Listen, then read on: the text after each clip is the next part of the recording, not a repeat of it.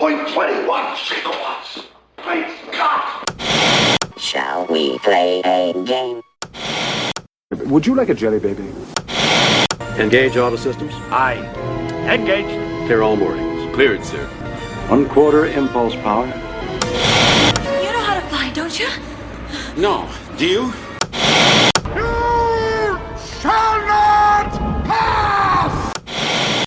Before we get started, does anyone want to get out?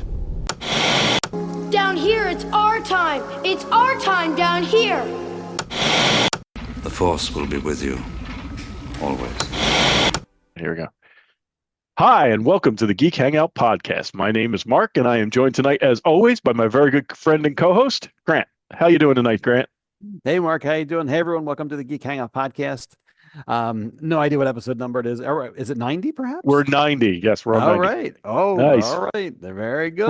We're getting there. We're going to get there this year. Yes, gonna happen. We're going to try our best. So we got a nice show for you tonight. We're going to talk about Thunderbolts. We saw it together over the weekend, and we talked to you about that. And then we'll do our recap and talk all about Andor Season 2, which wrapped up last week. And very excited to talk about that. And as always, we like to ask each other, throw it to each other, ask Mark what you've been up to, what's going on.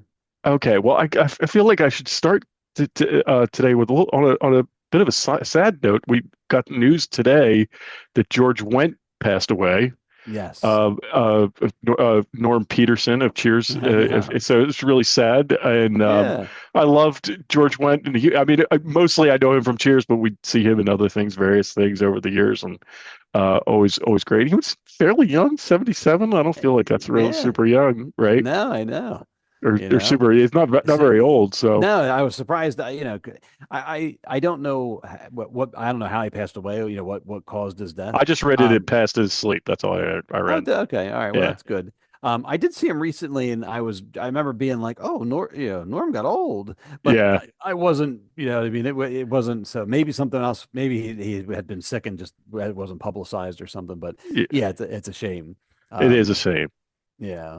So, and because I still like that show. I still watch it again when it's one of those shows I put on. It's like comfort food. I put it on in the background, and that show holds up. It's still a funny show. I haven't watched it in years, but it was a huge part of I remember in college we loved it, and based a lot of our personality on Norm and all the drinking and that the beer and all that stuff. And so it's funny. It's been in the back of my mind. I'm like, I really should go rewatch Cheers. And then I saw this news today, and I'm like, that's on my next. That's next on my list. I'm gonna go back and watch all those. Yeah. So I was very sad to hear. So in honor of George Wendt, I'm having a beer tonight. Oh, I can't say it there. Oh, there it is. Very nice. So rest in peace, George Wendt and Norm Peterson. And very sorry to hear that today. And just sad when you're getting older, you start to see some of these guys go, and it's some of these people from your your younger years that were big deal, and it's very sad. But anyway, So on a lighter note, so I just wanted to bring that up, but that's why I'm drinking my beer tonight. Nice. On a lighter note, I think the last time we recorded, I was talking about the Nintendo Switch had been announced, and right. I think I was even I was like, I don't know if I'm going to get the Switch 2 right off the bat, and well, it's since then. It was funny because my son didn't really have a whole lot of interest in because he doesn't really play Switch at all anymore, and but now since the Switch 2 announcement has come out, he's gotten all of a sudden he's interested, and again he's actually been playing the Switch again. He got really interested. He was like, hey, are we going to get it on launch day? And I was like, well, do you want to get it on launch day? He's like, I'll split it with you. And I was like, okay. So he and I are splitting it, and I managed to get a pre-order. So I have two pre-orders in the hopper, because last time, sometimes this stuff gets pre-ordered. You get the pre-order, they don't charge you, and then before anything ships, the pre-order goes away. That happens. Mm-hmm. So I managed to get a pre-order at Walmart, and I got a pre-order at Target. So I got two of them coming, and then he's got a friend who wants. So if assuming I get both of them, he's got a friend that wants the other one. So perfect. Yeah, so we're good there. But I'm really excited about it. That like the closer it gets, the more excited I get. And Nintendo's releasing, like little things every day about like what to expect and stuff like that. So the only launch game that I'm interested right now is Mario Kart. The new Mario Kart is coming out. Right. So we got this bundle with Mario Kart in it. Oh, they're sounding like that. Okay. Yeah. So it's like it like basically like because some of the games are pricey now. Oh. And like they bump the cost of the game. So the system itself is $450, and then the game, like I think the game was $80. Oh wow. But if you got the bundle, the whole thing was $500. So we end up saving like $30 if you get the bundle. All right, hey, you might as well, right? Yeah. So we got the bundle, and then so Mario Kart's the launch day one I'm interested in. Then later in July they come out with the new Donkey Kong game, which I'm probably going to get because I love the Donkey Kong games. Yeah. Yeah. So that's so that comes out June 5th. I'm super excited about it. Probably the next time we record, I'll have it, and I'll be very happy, and I can report. On the system. Oh, very nice. Yeah, that's cool. That's fun.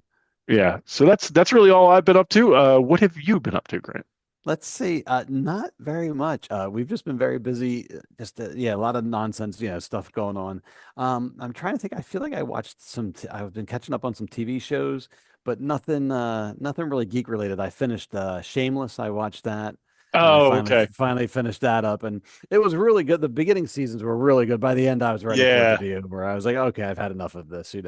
I liked that show. I was real into it for a while, and I do think I think it changes when Emmy Rossum leaves. Yes, like it's yes. I think it kind of like nobody ever really fills her place. I feel like Right. she leaves and nobody ever really fills the place. So but like the ending, I really like the ending of the show. Like the final episode. Yeah. I like that too. That was good. It was a nice send off and everything. Yeah. But yeah, I think once what was it? Once Fiona once the character Fiona leaves, it's just sort of like okay, like it just you realize what a big role she played in the show. I mean, always knew she was, but it definitely missed her and stuff. So. But it's interesting to see the guy who's in the Bear, like he is a real like that's sort of where I guess where he gets his start. He was really good in that show too. I just didn't like him as sort of like the main character after Fiona left. Yeah. Well, Jeremy Allen White is yeah.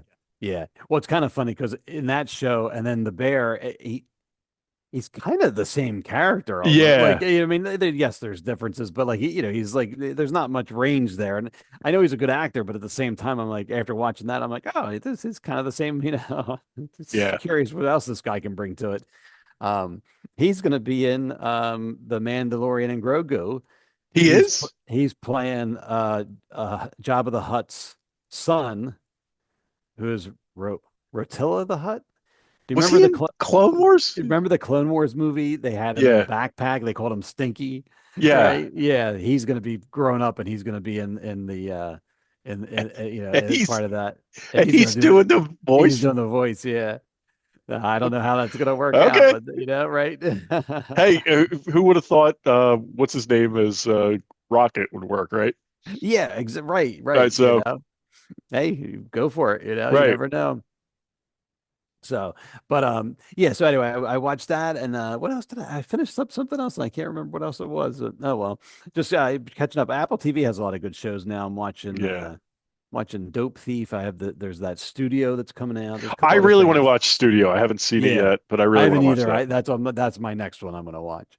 So, but yeah, just been doing some stuff like that, and then and I know we briefly mentioned, but there's a whole season of Doctor. I think it's almost done, the Doctor Who season too, but I haven't watched any of that yet. No, I haven't seen. Yeah, I've been trying to avoid. I think I caught some spoilers this week. I've been trying to avoid most of them, but I don't even know how it's been received. Like, I don't know if people are liking it or if they're not liking it. I've been trying to avoid it, but like, I haven't watched any of it. I just haven't gotten around to it with everything with Andor.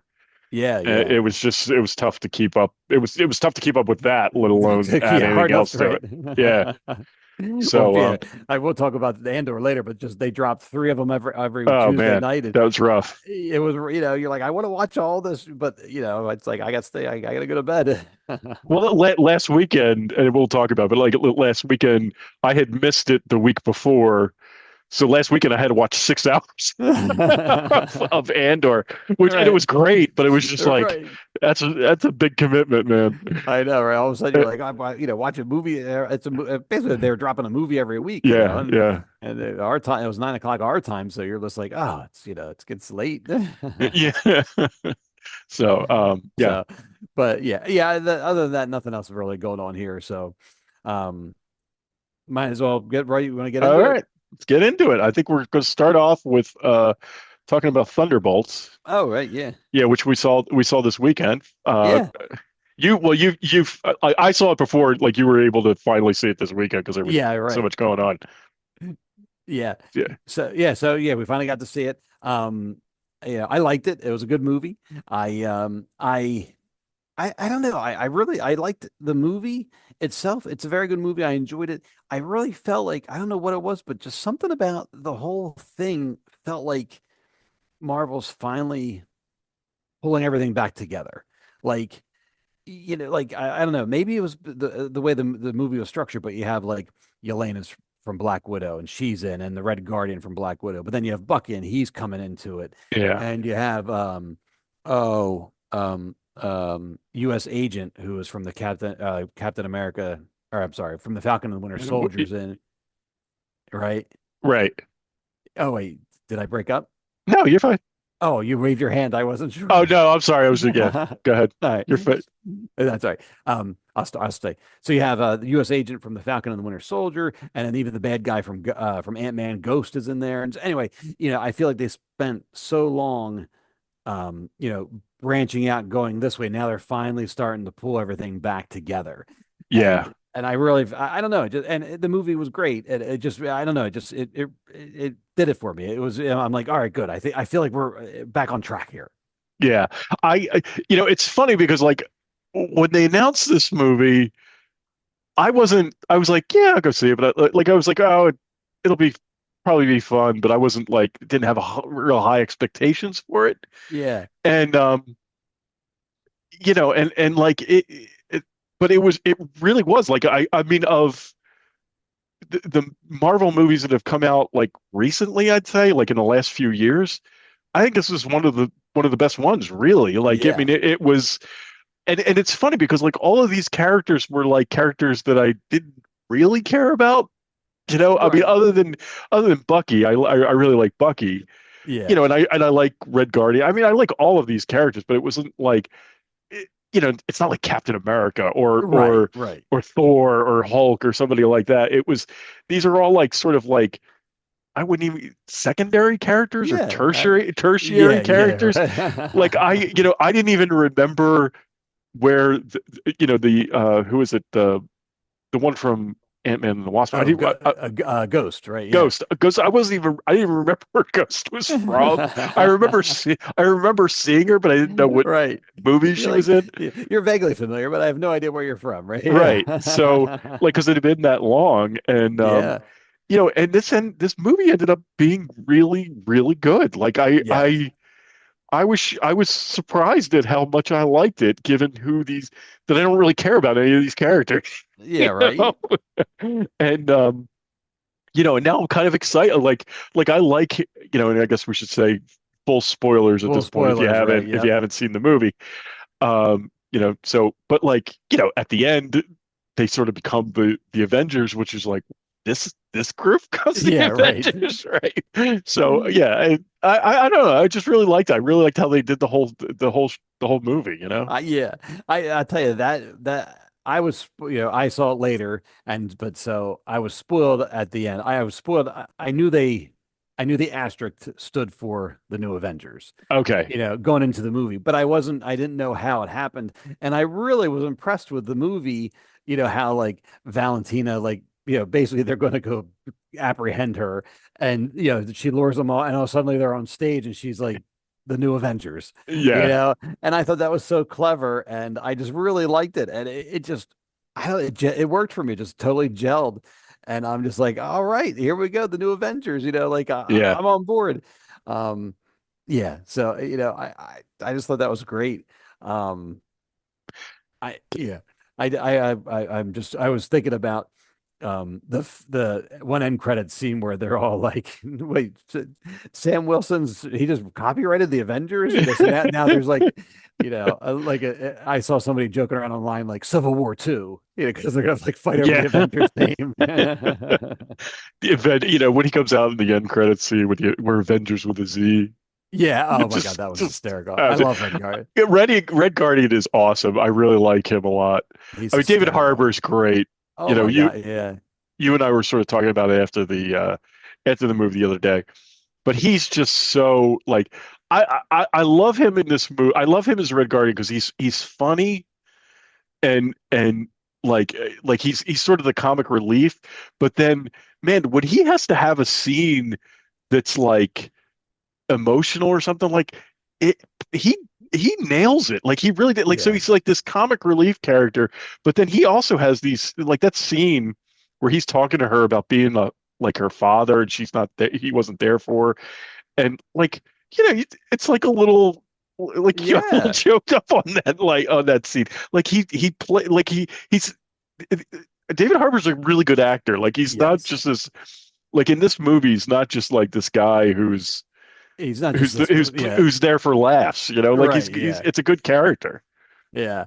And I was saying too, I find it funny with him. We obviously know him from Stranger Things, and he just he disappears into this role. Like he's that good where you're just like, I'm watching he's the Red Guardian. You know what I mean? I'm just like, I'm just amazed at how, he's that good. And yeah, I can't get enough of him. I think he's great. Yeah. I'm glad he's stuck, sticking around. Yeah, and that was a really good casting. Putting him in that role was really good casting. And I have to say, like, also Yelena, whom I also did. I mean, we saw Black Widow. I didn't. Black Widow was another one of the movies that was sort of like, it was okay. Right. Like I didn't love it. I didn't hate it. It was just okay. And I didn't really care about Yelena. You know what I'm saying? Okay. Like and in this movie, I thought she was really good. Like she carries the movie.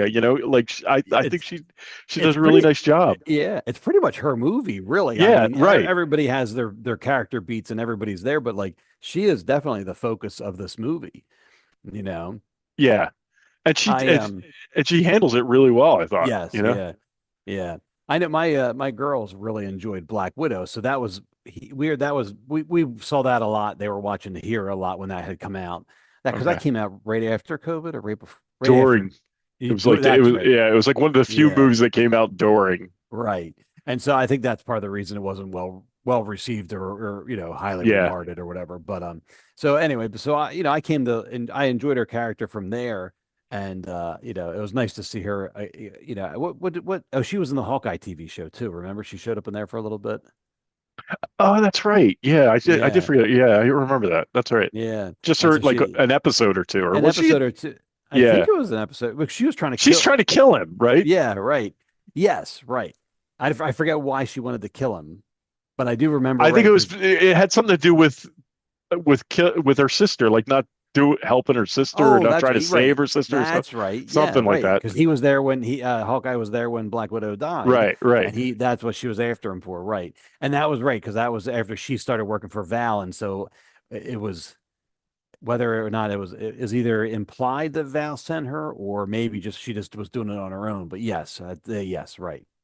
So, but anyway, but so, I was happy to see her in this. I guess if my one disappointment, or if I had to have one critique, is I really thought by the end of this movie that they would have christened her the new Black Widow. Yeah. That's the only thing I would have, and maybe they're saving that for something else, because even in this movie, she has the arm stingers, and I was like, and she said earlier on in the movie, she says something like to Valentina, she's like, I'd like something a little bit more front facing, like, sort of like she wants to be a more heroic, I think. Right. And I thought maybe by the end she would be Black Widow, but then again, I guess they probably are saving that because instead of having her be Black Widow, they just came out and said these are the new Avengers. So Right. that sort of, I guess, took precedence over top of anything else, you know. Yeah.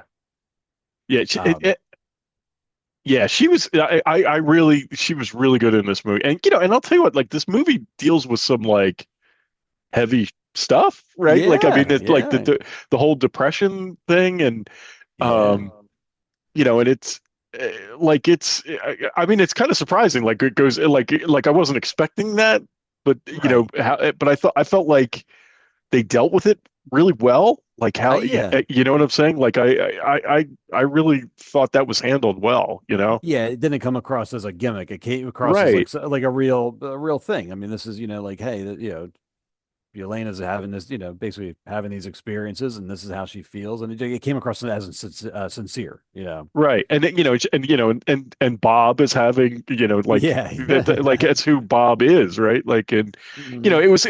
it was how they helped him through it and how they sort of win in the end. Like I thought all of that was really well done, Yes. given given the subject matter they're dealing with. Yeah, yeah.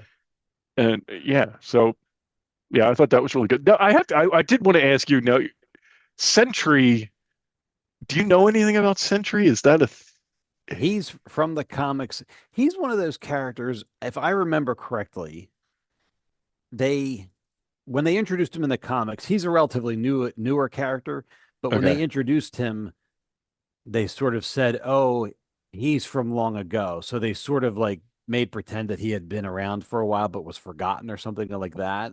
Okay. Um, but I really don't remember like the bad guy or he's like a split personality, and so the Sentry is the superhero part of him, and then the Void is the bad guy.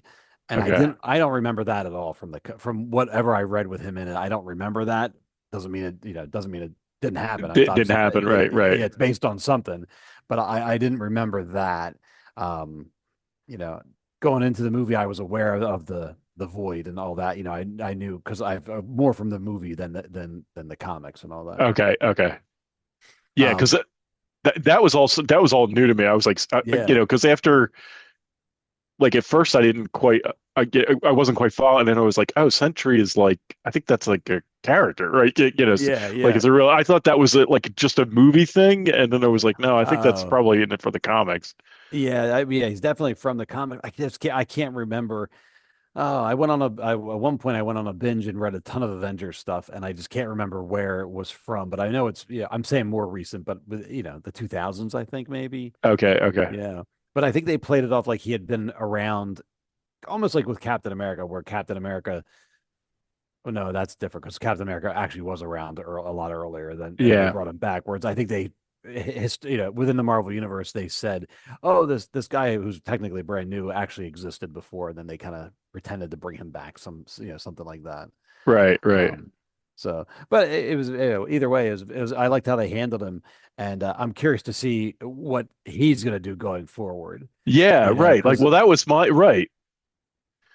he at the end he's like there and somebody busts on him like, well, Sentry could get us there if he could actually be Sentry or something like that. Yeah. And he's like, sorry, one comes with the other, and I can't do that anymore. Yeah. And so you're kind of like, oh, all right, well, he's still around for a reason. They must want him for something. And then I did say, and I don't have it in front of me, but whatever the actor's name is, he was one of the ones that were announced for Avengers Doomsday also. So Oh, right. You told me yeah. that. So he'll be back, and it does even say because the new Avengers and Bob will be back. Yeah. Yeah, that's it. Or says we'll return at the very end. I thought that was clever. That was funny. Yeah. Yeah, yeah, he was a cool character. Everything they did in this movie, like I thought, um, how they were all like how Val was trying to like get rid of all of them, and so Yeah, she right. basically had them all hunting each other. I thought that was really like cool, and then that's when Bob comes out. Now, what like the Taskmaster Oh, thing? Were you right. Yeah. were, were I guess were you surprised by that? Like I was I I shocked that. I was, yes, not totally, but I because originally Taskmaster was on a bunch of the promotional stuff. Right. I noticed Right? that today when I was Eh, putting the stuff together. But then slowly she like started disappearing from everything. And so I'm kind of like, well, oh, what happens with Taskmaster? And then when they announced all the people that are going to carry over to Avengers Doomsday, her name wasn't in the list anywhere. Not that I know what her name is, but she didn't make. And so I'm like, well, I guess Taskmaster does not survive this movie. So Yeah. I knew there was that, but just within the context of the movie itself, the abruptness of just like blam. I mean, the ghost kills her, right? Yeah. Yeah. Yeah, she was sent to kill her, and everybody was sent to kill somebody else, and all of a sudden they just blam, and no, yeah, they just boom, dead. I was just like, you're In fact, just like, what? let me go back to my poster. Yeah, she's in that. Oh, she is okay, right? Yeah, uh-huh. And I was, to be honest, I was surprised because the character design from Black Widow, I didn't care for. That was not a good character design based on the comics. Who the guy just has a skull face in the comics, but Yeah. I didn't care for that. So when they were showing her in this, I'm like, oh, that's pretty cool. I thought it looks more skull like. I'm like, oh, she has a neat look to her. I thought that was pretty cool. So I was willing to give her a chance, and then dead. It was so funny. The first time I saw it, I was like, well, she's gonna come back. Yeah. I was like, I'm sure she's gonna. I kept expecting her to show up at some Right. point. Somehow she survived, and Yeah. right, yeah. And and then when the movie was over, I was like, okay, I guess that's it. Like she really is dead. That's So all right. Yeah, Yeah, right. I just thought that was. I do wonder because you know how they always do reshoots. Yeah. It's kind of like the Marvel way. They shoot and then they decide what works and what doesn't, and then they do research sheets. And I wonder if, like you were saying, because she is in all the promotional material, like all the movie posters, Oh, she's on all the movie posters. yeah. And I wonder if, like, after when they went to do the reshoots, they were like, yeah, she's just not working or we don't need her. And Maybe, right? they just decided to take it out, You know what? Now that you say that, I just remembered I read something and I didn't think about it until right now. There apparently was a subplot in the movie where she was somehow trying to kill U.S. agent throughout the movie. Oh, really? And I guess eventually they just said, yeah, this isn't working. And they got rid of it. I might be misremembering that, but it sounded like, now that I'm remembering though, it sounded like she had a bit of a bigger role in the movie at some point. Okay. And they eventually just, got rid of it. So maybe that's what it was. Maybe they're, maybe like you said, they were just trying to make it work. And they're like, you know what? Just, we don't need this. We don't need this storyline. Yeah. Yeah. Get rid of her, kill her off, Because it may have been too, because like I thought the movie was fine the way it was, right? Like I didn't feel like there was anything that was, I didn't feel like it lagged. I didn't feel like it, I right. So maybe they were just like, yeah, this is going to draw it out more than we need it to be. And so, and not for anything, right? I mean, a lot of stuff anymore is, there's definitely some padding going on in all media, but like a lot of times you're like, okay, let's keep this moving, and so it could have been very much that way, like, added an extra 15 minutes to the movie that didn't need to be there. Right. And speaking of U.S. agent, I also really liked his character in this movie. Yeah. Which like I was, again, another character I was like, I don't care about U.S. agent. Like I thought he was really good in this movie. Yeah. Like I really like that actor. Like I like how that's Kurt Russell and Goldie Hawn's son. Is it really? Yeah, Wyatt Russell. I didn't know that. Yeah. I never put that together. Yeah. I don't know where. I mean, I learned that somewhere, and I was just fascinated by it. I was like, "Well, that's awesome," That is really cool. Yeah. But I really liked. I mean, now that you say it, I'm like, oh yeah, like he totally looks like Kurt Russell. Right? Yeah. But like that character, like I really like how all through the movie, like he, I mean, we saw him in Falcon and Winter Soldier, like completely lose it and kill that guy. Yeah. But like obviously he didn't go off in this movie like that. But I liked how like you could sort of see like all throughout the like that like anger sort of just under the surface, right. like anything could set him off. Like when he went off with Bob, in the when they were trapped in, and you see that a couple of times where it's just sort of like he doesn't lose it, but you can kind of see that he could lose it, and I don't know. I thought I thought he did a really nice job, you know, sort of not being Captain America, but not really being Captain America, let's say. So well, there's a fine line, there's a fine line there between, I don't remember reading very many comics with U.S. Agent, but he was basically like an anti-hero. He was like, basically a dark Captain America or what. And I think he did a good job in this. Whereas, like you said, he was an all-out villain in The Falcon and Winter Soldier. Whereas in this movie, they bring him back some, and he's more, he's in this movie. He's like a jerk. You know what I mean? He's like, but I still found him likable, which is enjoyable. Like, that's a tough line to walk, right? To be that guy that's sort of an asshole, but but you sort of like him too, right. Yeah. I was trying to think. I was just looking at the movie poster here. So like Bucky in this movie, like he's technically when we saw him last, he was running for Congress, and now he's actually a congressman. Yeah, but then like. Is he still a congressman, or is like, because I get the sense. I was just talking to my son about this as we were driving home.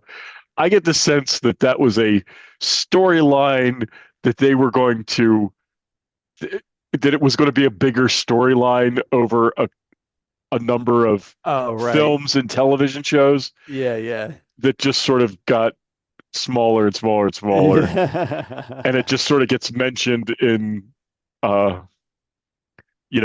Captain America movie, and then in this movie he's a congressman, but it looks like he's not now. I don't know. That was my sense. My sense was they had a whole storyline for this that just sort of got whittled down to this little thing. Yeah, because it was funny because like I guess because it was like.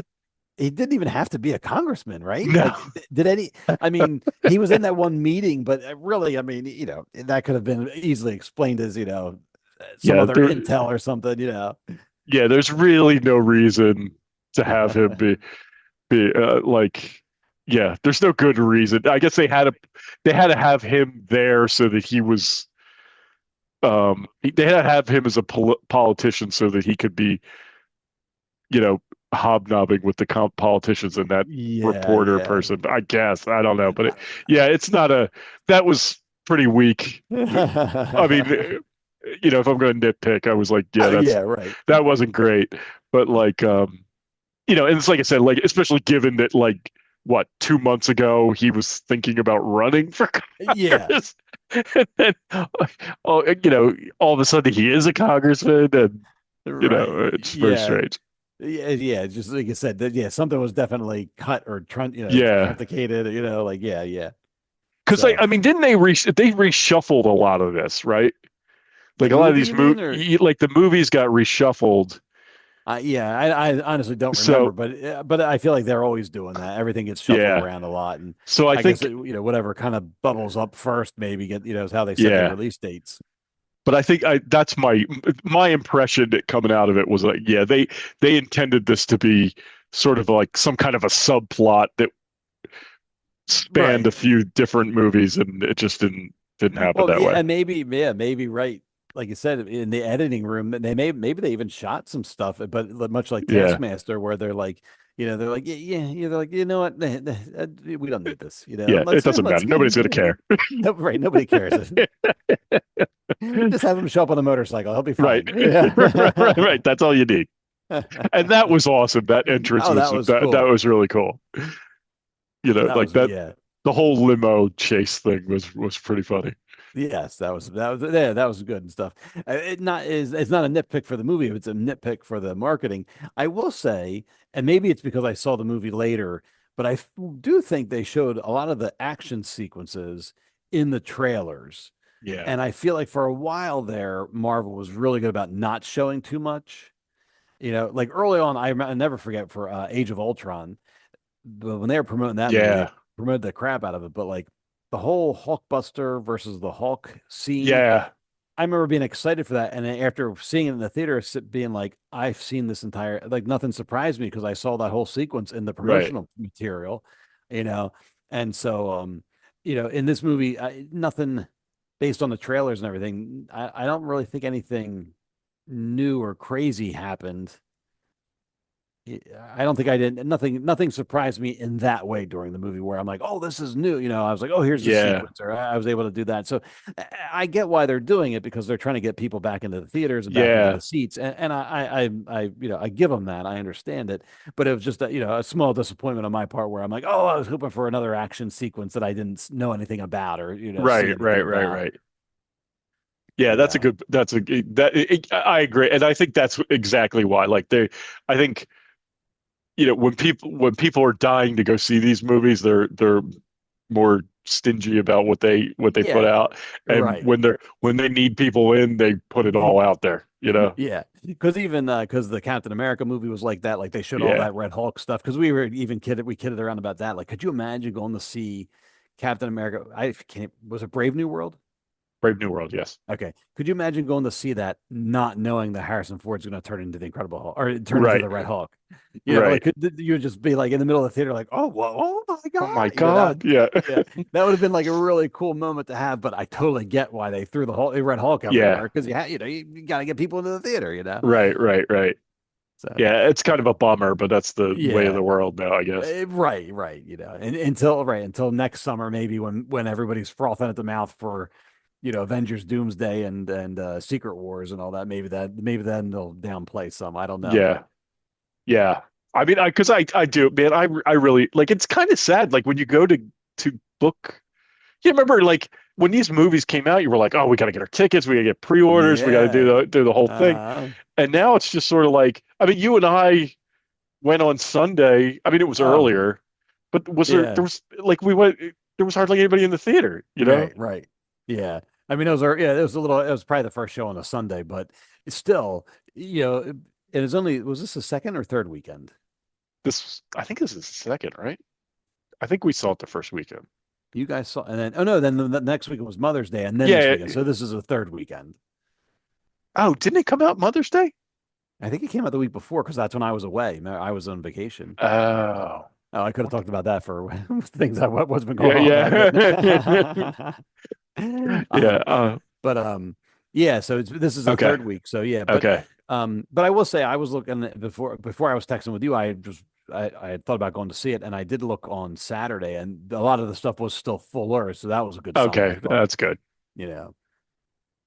So yeah, I love the movie experience. I'll never not want to go. I know there's people like, oh, I'll just watch it at home. Like, I want to go to a theater. I want to sit in the big screen, the sound, Yes, especially for movies like this, where it's like, that's for me, that's what I like about the movies. These small little tiny movies, I can watch those and be happy watching them on my iPad. Right. Big, larger than life movies, like, I like to see them in the theater. Yeah, 100%. Yeah. So with Thunderbolts, the only other thing that I was going to talk about was the end credit scene. Oh yeah, we definitely got to talk about that. Yeah. At the very end, so there's the end credit scene is them bickering about the Avengers, and they call themselves the Avengers with a Z and all that stuff. But then they get this alert, and it's like there's some trans-dimensional spaceship coming, and they cut to the video feed of it or whatever, and they click, click, click, and then the ship turns, and you see the Fantastic Four's logo on the side of the ship, and so that obviously is setting up the Fantastic Four movie, but I was very surprised. I didn't expect that, and I was not spoiled on that before the movie, and so I was very excited to see that. I'm like, oh boy, here we go! That was neat. I was excited for that. Yeah, I thought that was really cool. I really liked how they did. And also, as an aside, real quick, I love that they're in Avengers Tower again. Like, I think that's cool. Yes, but yes. It's funny. I hadn't realized that. I mean, I know in the movie they were in Avengers Tower, but I didn't realize at the end that's where they still were. It didn't occur to me. So that's cool too. Because it's sort of like they've staked their claim. That's like part of their claim to the Avengers name, right? They're in the tower, right? I think that's pretty cool. Anyway, that's aside. But I was also sort of surprised about the whole Fantastic Four thing.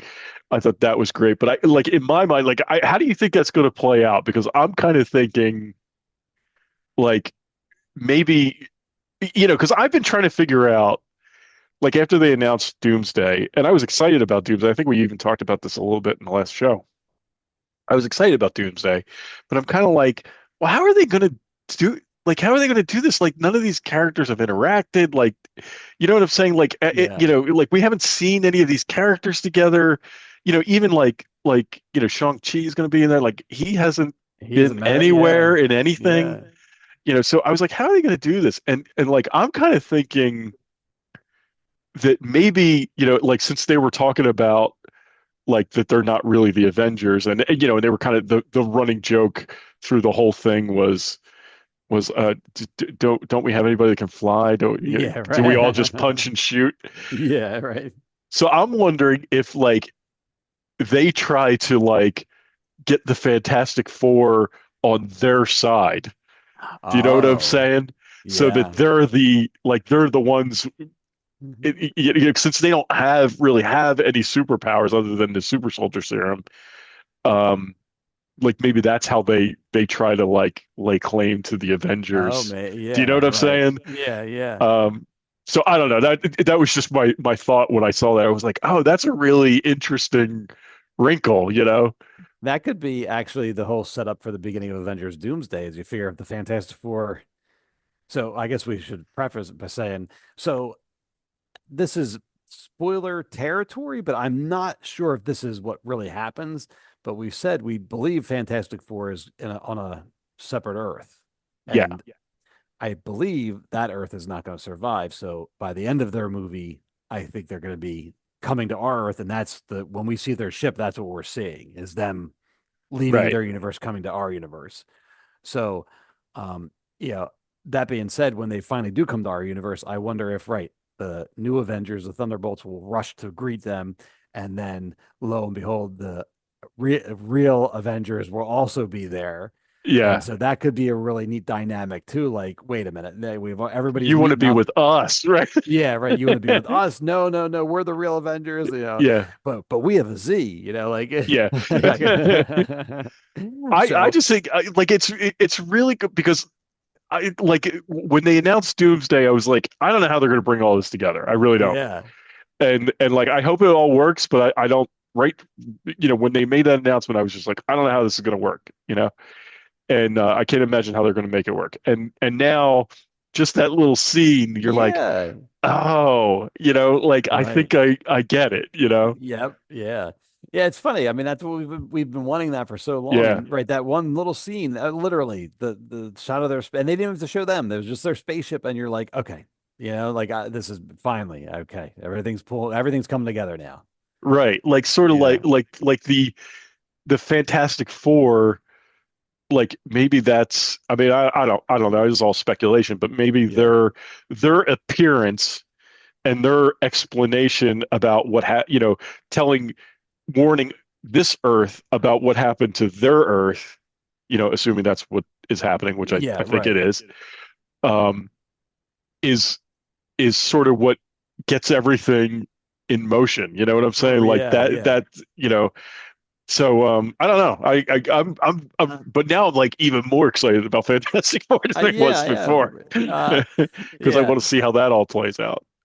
Yeah, I'm so curious. Right, I'm so curious to both. I want to see just how they do the Fantastic Four and how they handle them, and how they're going to introduce them to the, just in general. I mean, because it's not going to be a true origin story, because we're not, but it's going to be an origin story for basically how we're bringing them into the MCU. So I'm very curious how they're going to do that. Yeah. And then by the end, by the end of their, I don't know. I'll be curious. I wonder, by the end of their movie, will they be meeting people? Or I wonder if that shot is going to be the end of their movie, them escaping their universe. I mean, it could be like almost like a cliffhanger, like we've escaped, we've left our universe. We've come to we've come to 616, the MCU. Yeah. I wonder how. I'll be curious to see how they handle all that too. I think my bet is that their movie ends with there's some scene at the end of their movie or in an end credit or something like that where they're interacting with our heroes from That right. this Earth, right? Like either the Thunderbolts or the Avengers, Sam's Avengers, or you know, I that's how I think their movie. I think the introduction gets. I think at the end of their movie, they're introduced to all these characters, and then Doomsday goes from there. That's what I think is going to happen. And that makes sense because that would really, I mean, right? Because there's after Fantastic Four that's it. It's just Doomsday, right? So it's by the end, right? If it's end credits, but right, there's going to be an introduction, and it may be as simple as like we said, the two teams rushing up, and suddenly everybody's together, and then stay tuned for next summer, right? Now, okay, so who are Sam's Avengers? Do we know that yet? I mean, it's obviously going to be Sam and then that Hawk or that. Like his friend. Who was his friend? Oh, the new Falcon. The new Falcon. That's it. Right. So it's those two. Sam Wilson, the new Falcon, whose name I can't remember. Shang-Chi. Do we know that? We don't. Have they ever? We don't know that per se. I'm inferring that, and I guess. But because at the end of Shang-Chi. He had a scene with, was it Captain Marvel and Bruce Banner Hulk? Oh, is that see? I remember the something about the rings, right? But I don't remember who was there with him. Yeah, it was. I remember it was the Hulk, but it was Bruce Banner's, and right. And so there you're like, oh, I guess he figured out how to not be Smart Hulk anymore. But then the next time we see him, he's Smart Hulk again and She-Hulk. So again, another one of those things. It's like, well, something must have been planned and it didn't happen or whatever. Yeah. Well, it wouldn't surprise me if they just try to forget that She-Hulk. Yeah. But then what? Oh, then I guess Captain Marvel was still around. So like now this is more just saying like who's in the universe, but like Captain Marvel should still be there. Ant-Man should still be around. Shuri as Black Panther should be an Avenger. So I guess it's it's so it's going to be though. So yeah. So it would probably be at least Ant-Man. Yeah, right. Well, Thor. Yeah, but Thor's like we don't know what Thor's deal is, like where he is, or I just know that his name was. He was the first one on when they were announcing the cast. Hemsworth was first, so Thor's he's going to be in it, but I don't know if he's going to be what. Right. I mean, but at this point, he's the only Avenger left. Well, no, I'm sorry, the Hulk is still floating around. Oh, and Hawkeye, but Hawkeye is like semi-retired, so we're not sure what's going on with Hawkeye. Yeah, I don't think he's coming back to. I mean, he may be in it. Yeah. But I don't think he's not doing I don't think Hawkeye's doing action sequences or anything like that. That's my guess. I saw an interview with him where like they apparently offered him to do. They wanted him to do Hawkeye season 2, and I saw that. They were like they were going to pay me half of my original salary or something, or was it just the original salary? I can't remember what it was. Yeah. And whatever it was, he wasn't happy with the number, and he's like, "No, I don't think so." Yeah. He was like, it was a little insulting, and I'm like, "Oh, okay," Yeah. But and then she's like the new Hawkeye. Oh, Haley Steinfeld, right? Haley Steinfeld, like she's in it. Like I mean, she is in it, but I don't know if she's is she in the movie? Is her name? Oh, did she not have a chair? I don't remember. I don't think she did, but I could be wrong. I don't think she did. So I don't think she did because I remember thinking like, oh, I wonder because they were sort of going down that whole Young Avengers road, and like that kind of stopped at. Was that that was the final scene in the Marvels, right? It was she shows up. Ms. Marvel and her, right? And her, yeah. And then where did we see? Oh, geez, I'm blanking everything out. Where did we see? There was somebody said that one of the shows said somebody went out. Ms. Marvel. Oh, it was in. Remember, it was in Daredevil. Kamala's dad said that Kamala went to meet with somebody in California. Remember, he was meeting like Ant-Man's daughter or something. It was presumed. Yeah. So anyway, so there's some sort of Young Avengers thing going on too. So I don't know if what that's going to turn into. Yeah. So whether they're going to just be regular Avengers at this point, or if they're still Young Avengers or whatever they're going to do. Okay. So basically, I guess Sam's group is everybody that's anybody that they want to use that's not in the Thunderbolts. Yeah. I mean, right. yeah. And then you still have Doctor Strange out there floating around. What he's doing, Spider-Man. I mean, he's out there. And so, yeah, it'll be fun to see what they end up doing, because I mean, at this point, there's a lot of extra people that could be on the Avengers, but also might could be something else too. Yeah. It's I'm really excited. I see now that we see that, I'm like, there's real possibilities here, and I'm kind of excited about where they go with it. Yeah. So this movie was really good. It really was. Like, as for a movie that I was sort of like, I'll go see it. I really liked it. Yeah. It's standalone. It was a really good movie. I enjoyed it, and then it was nice to see the MCU world building on a larger scale, like the stuff we like, the big pieces starting to fall into place, and everything. We've been saying this throughout whatever phase this is or whatever, but this whole time we're like, is this the movie? Is this the movie? And I feel like this was finally the movie where people, things are starting to come together, and we still have a direction, and it wasn't about setting things up to spread out. It was setting things up to come back around and come together. And I'm excited for it. I'm looking forward to where we're going here. Yes, very much. Yeah, this is really good. Really good. I think we're getting back into form here. I'm excited. Right. Well, let's bring Marvel back. Yeah, see, I'm telling you, I'll be very curious to see if they can, repeat their success. Next. I mean, they got. Well, Fantastic Four could be huge. I don't know, but then next year with the Avengers movies, that's going to be the real test. Yeah, I think Fantastic Four is going to be big. I don't think they I think they've been wanting to bring them in for so long that they're not going to do it haphazardly, or at least that's my hope. You know what I'm saying? Like, I think they want to do it. I mean, because they've owned 20th Century Fox for a while now. Oh, they could have cranked something out. Right. They could have cranked something. And I feel like they were like, no, let's take our time with this. Let's make sure we do it right. Yeah. Of all the things they had going on, I feel like that's the one that said, let's play special attention to this, Right. And get this right. Because if we mess this up, we got a big problem. Right. Because they're so important to the universe. And I mean, I feel like going forward, like, we did lose the old Avengers, a lot of those guys. I feel like going forward that the Fantastic Four is going to be the new like linchpin, maybe, is what I mean? Maybe, they might. Right, that's a good point. Like they'll be like Iron Man was basically, but it happened by default because his movie came out first, but more Robert Downey Jr. But he was like the driving force.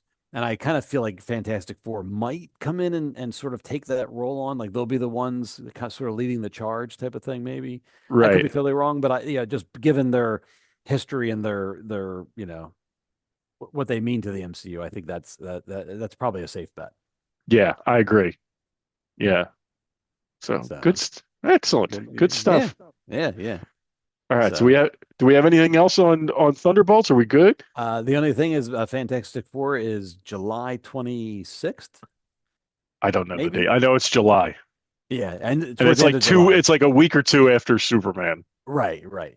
So that'll be the next one. Yeah. So all right, we'll wait and see. All right.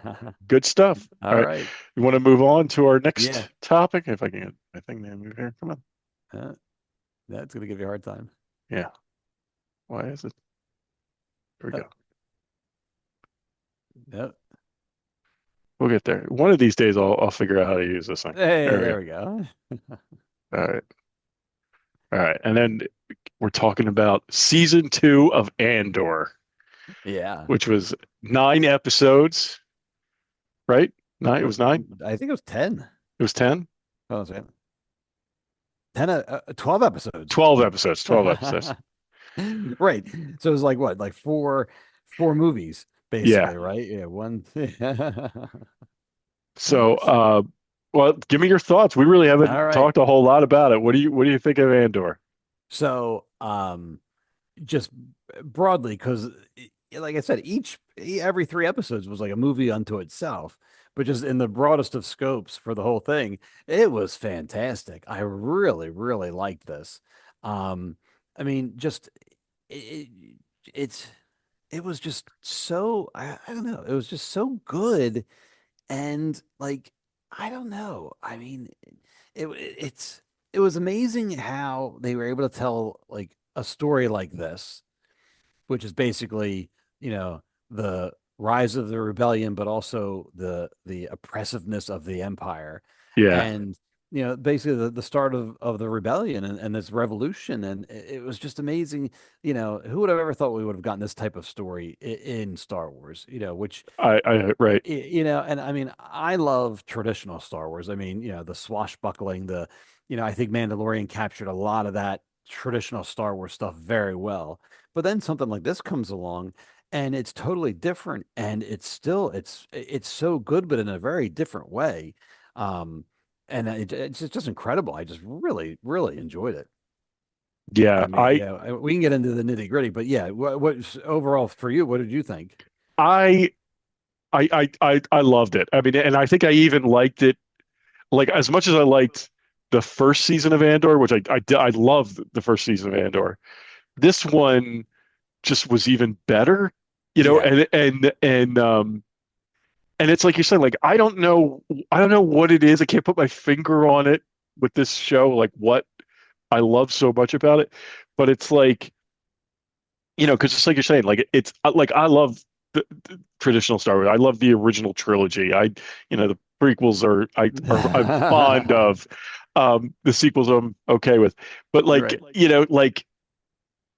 it's just totally different than all of that, you know. But like it was just so compelling. Like the story was so like you're saying, like who would have thought when we saw Rogue One, Yeah, right. that they're going to take this character who was really like a sort of a secondary character Yep. and build this amazing story around it.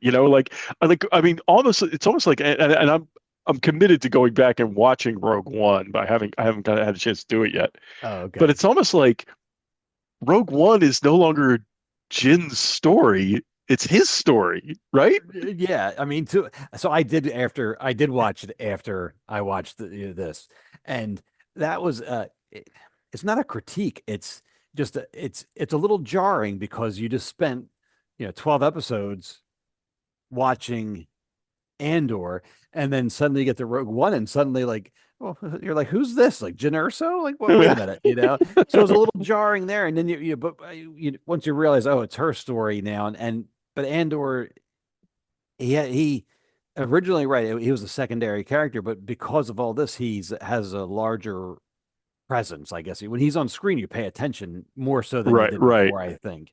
So, yeah, so it was good, and there were some things in there that based on this, it was very like eye opening, where you're like, oh, that's why he's doing that, or you know what I mean? Yeah. Whereas like kind of when Rogue One was first out, you're like, well, this guy's just being like contrarian, or you know what I mean? He was just kind of, but now you understand why he was doing that. Right.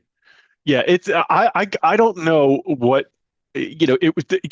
What I was telling you is I actually at first, like I saw the first 3 episodes, I thought they were really really solid, and then the second 3 episodes came along, and and maybe it's because of the way I was watching too, because I had to like basically watch those 3 episodes in one night. Right. Yeah. And I thought those 3 episodes dragged a little bit. Like I wasn't not I just didn't. I was like, yeah. After the second 3 episodes were over, and I can't even tell you exactly what they were. I think there was a lot of Cyril in that, like Cyril's, the clandestine stuff, like Right. the Gorman Underground, like all that stuff was kind of like built at that time. Like that's what they were kind of like building in those 3 episodes, and I got a little bit bored in those 3 episodes. So consequently, like I wasn't like super excited about seeing the next three. I was like, oh, I'll get to it, you know. Um, but the third arc, Right. the Gorman Massacre arc, was just like I sat down and I was telling you I sat down to watch it. I had some time. It was later. It was about 10 o'clock or 11 o'clock or something like that. And I was like, Bridget was asleep. The kids were up doing their thing, and I was like, Right. well, maybe I'll put I'll watch one or two of these before I go to bed, you know. And I started that third arc, and I couldn't stop. Like I mean, I was up until like 3 o'clock that because I was like, I've got to watch this whole thing, you know. Yeah, because it was amazing. I mean, it was I just could not. Like I was on the edge of my seat. I could, you know, couldn't stop watching it. And that arc is amazing. yes, And then it was so good. Yeah, and then the final arc was just, you know, like well, no, the third arc is when he gets Mon. When does Mon leave? Is she in the third arc or the fourth arc? She's in the third arc, I think. Yeah, she's the last episode of the third arc, I think. Right. They get her out, and then They get her out, and then yeah. right.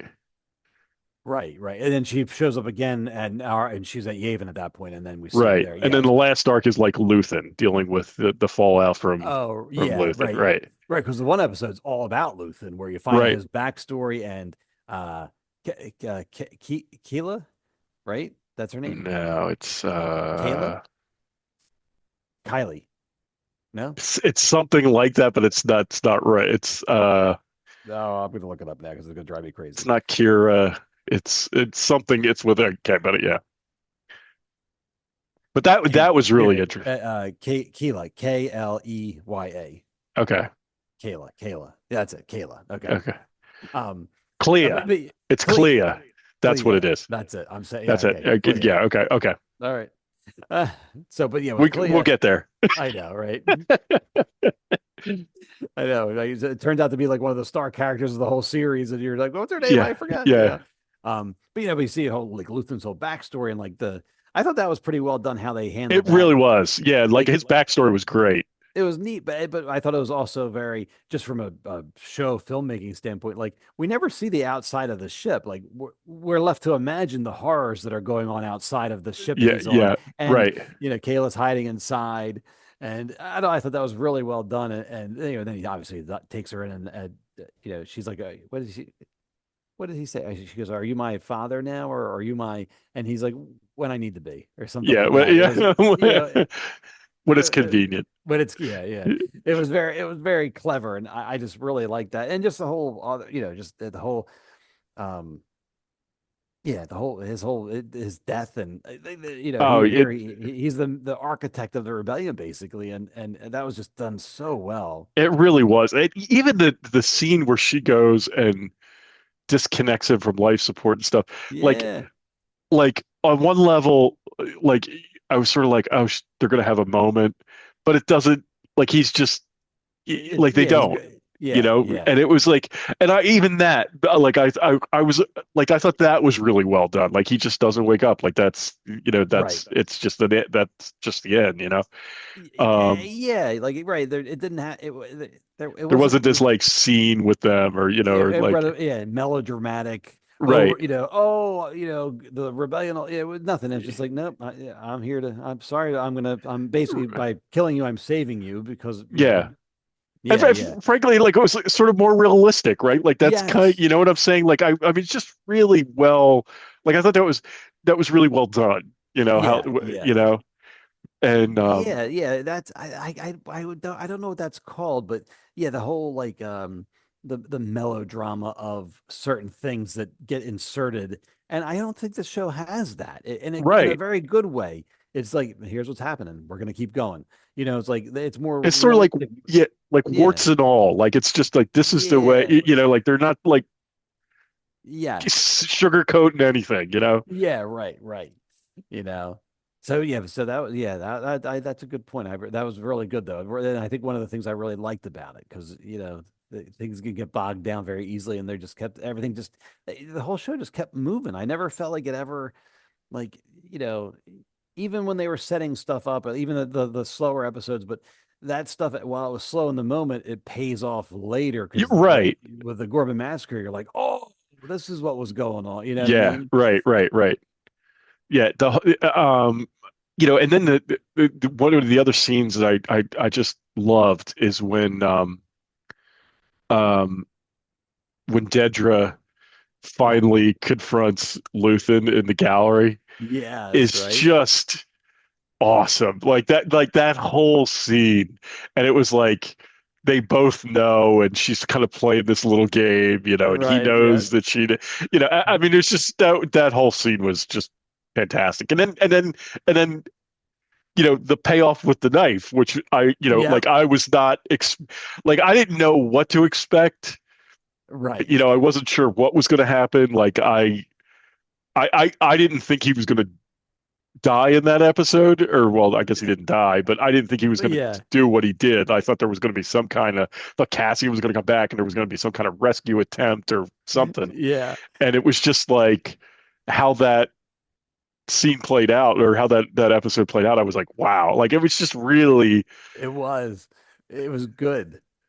yeah, Because I thought because he shows her the knife and I forget what he says about it, but it's revealed, oh, there's a knife now in the scene.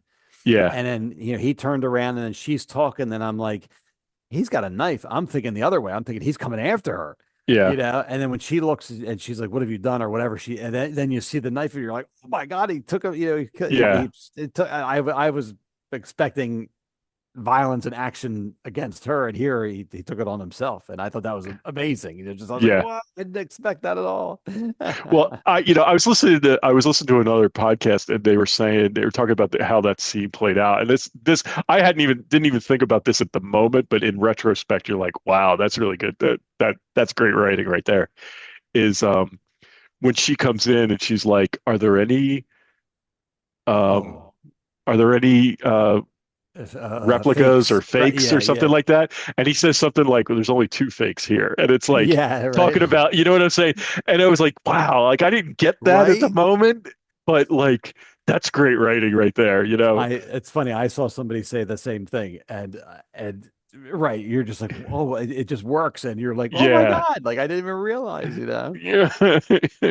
Yeah, this show is just so well done. It really is. And like I mean for my part, like I don't even know what the response has been. I don't know if people were like up in arms about it. I don't know if people loved it. I don't know what the Oh, situation is. okay, right. Um, but I know a lot of people complained about season one, and they were like, "Oh, it's just not Star Wars. There's no lightsabers, like that kind of stuff." And like I gotta tell you, I didn't even miss any of that. You know what I'm No, saying? Like no, there was never a moment where I was like, "Yeah, this is not Star Wars." I mean, it just they're on Yavin, they're right. flying, and there's X-wings everywhere, and TIE fighters and Yeah, stormtroopers, and like there was never a moment where I was like, "This is not Star Wars." I mean, it just really, yeah. really well done. I agree. I think the what I've seen is people are loving it season two, Okay, so that's good, a good good. sign. However, there is always like a small contingent which is like, oh, like you said, oh, it's boring, and oh, there's no there's no lightsabers and all that stuff. And what I think is, and maybe this is probably just a generalization, but like the fans that liked the younger kids that liked the prequels, because the prequels were all about the Jedi and all about Yeah, lightsabers and the right, right, Force right. and all that. Whereas when we grew up, the Force, that was part of Star Wars, but It wasn't like a right. it Yeah, wasn't that's a a good point. huge component. It was an element and we enjoyed it, but it wasn't, what I mean, it It was, was like a mystery almost. yes, it was very much a mystery, which is Right, why we were all in an uproar about the midichlorians and all that stuff. right, But like, right. True. Right. but like, so for us, this era, this is really Star Wars. You know what I mean? It's like, and so, but if you're more from the prequels, you're like, well, where are the Jedi, where are the lightsabers, Yeah. and you're more, that's what you're looking for. So I can understand maybe where they're coming from. I don't agree with them, but I kind of understand maybe where they were coming from. Yeah. Um, but I also think the show, it does operate at a different level. I mean, the show's smart, and I'm not saying that you have to be smart to like it. I'm not saying you're dumb for not liking it, but if you have to pay attention and be aware of like, oh, it's building towards something, and like these they're rebelling, and how do you do that? Yes, you can go blow up the Death Star, but there's ways to get there, type of thing. Right. It's like building what Luke uses to then, be able to destroy the Death Star. Like, right. Yeah. One of the funny memes I've been seeing is like, Luthen dies, and then Cassian and Jin die, and the whole Rogue One, everybody dies getting the Death Star plans. And here this like farm boy and tractor trailer driver with his dog show up and get these medals for blowing up, right? They're like, that's a good point. Who are these guys? Like, where'd they come Where have they from? been? They showed up. They've been here for like 10 minutes. Right. They're getting medals. So I've been enjoying that. That is true. That's a good point. Funny meme, but yeah. One of the other aspects of this series, both first and second series, that I really liked also is this show. These two seasons of this show like make the Empire menacing again. Yes. Do you know what I'm saying? Like the stormtroopers are intimidating. Yeah. They're scary. Do you know what I'm saying? And it's like, I think we've sort of been like with the animated shows and all that kind of stuff, like they can't show any, and so it's sort of like a lot of that has gotten watered down, I feel like. Yeah. And like this show, man, like when those stormtroopers show up in the square, yes. like you're like, oh man, it's gonna go down, right? Yeah, like like it's scary, Right. I agree 100%. Because right, and I think a lot of it, I mean, meme culture, we're talking about that, but like, like Robot Chicken and a lot of stuff for years, people had a lot of fun making fun of Star Wars, but because we all loved it so much. Yeah. But even got to the point, like even in The Mandalorian, the two biker scouts are there, and guy can't shoot the can on the ground because he's got a crappy gun, and and what does Miggs make? He's like, what do you think, I was a stormtrooper? Or like he was kind of making fun of, right, yeah. He's like, I think he said he was a sniper, but he's like, what do you think, I was a stormtrooper or whatever? Yeah. And so it was funny, but it works. But then when this comes around, this is like, no, the stormtroopers are scary. Yeah. And like you forget that, because originally, I mean, when you first saw them, they come in the opening scene of Star Wars, they come in blasting, and these white ghost faced whatever. You're like, they're terrifying. Yeah. It was. That like the stormtroopers, and like, I mean, they're menacing. Like it's like when they show up in the square, that's when I was like, oh shit, man! Like these guys are like, they're not to be trifled with, right? Yes, right. And then the scene where they're trapped in the safe house and they're coming down the hall. Yeah. It's like it's tense. You know what I'm saying? Like, I mean, they've really like if this show does nothing else, like and it does a lot, but it takes that idea of stormtroopers sort of being a joke and like throws it out the window. Like, no, these guys were trained, and they were scary. Yes, and I hope they can bring that forward to more Star Wars, to just like you said, the show does a lot of stuff, but if you bring that forward, just make them scary again, because that's what that's the whole idea. They're supposed to be scary and faceless, and I know. I really it's just incredible, some of the stuff they did, they were able to accomplish.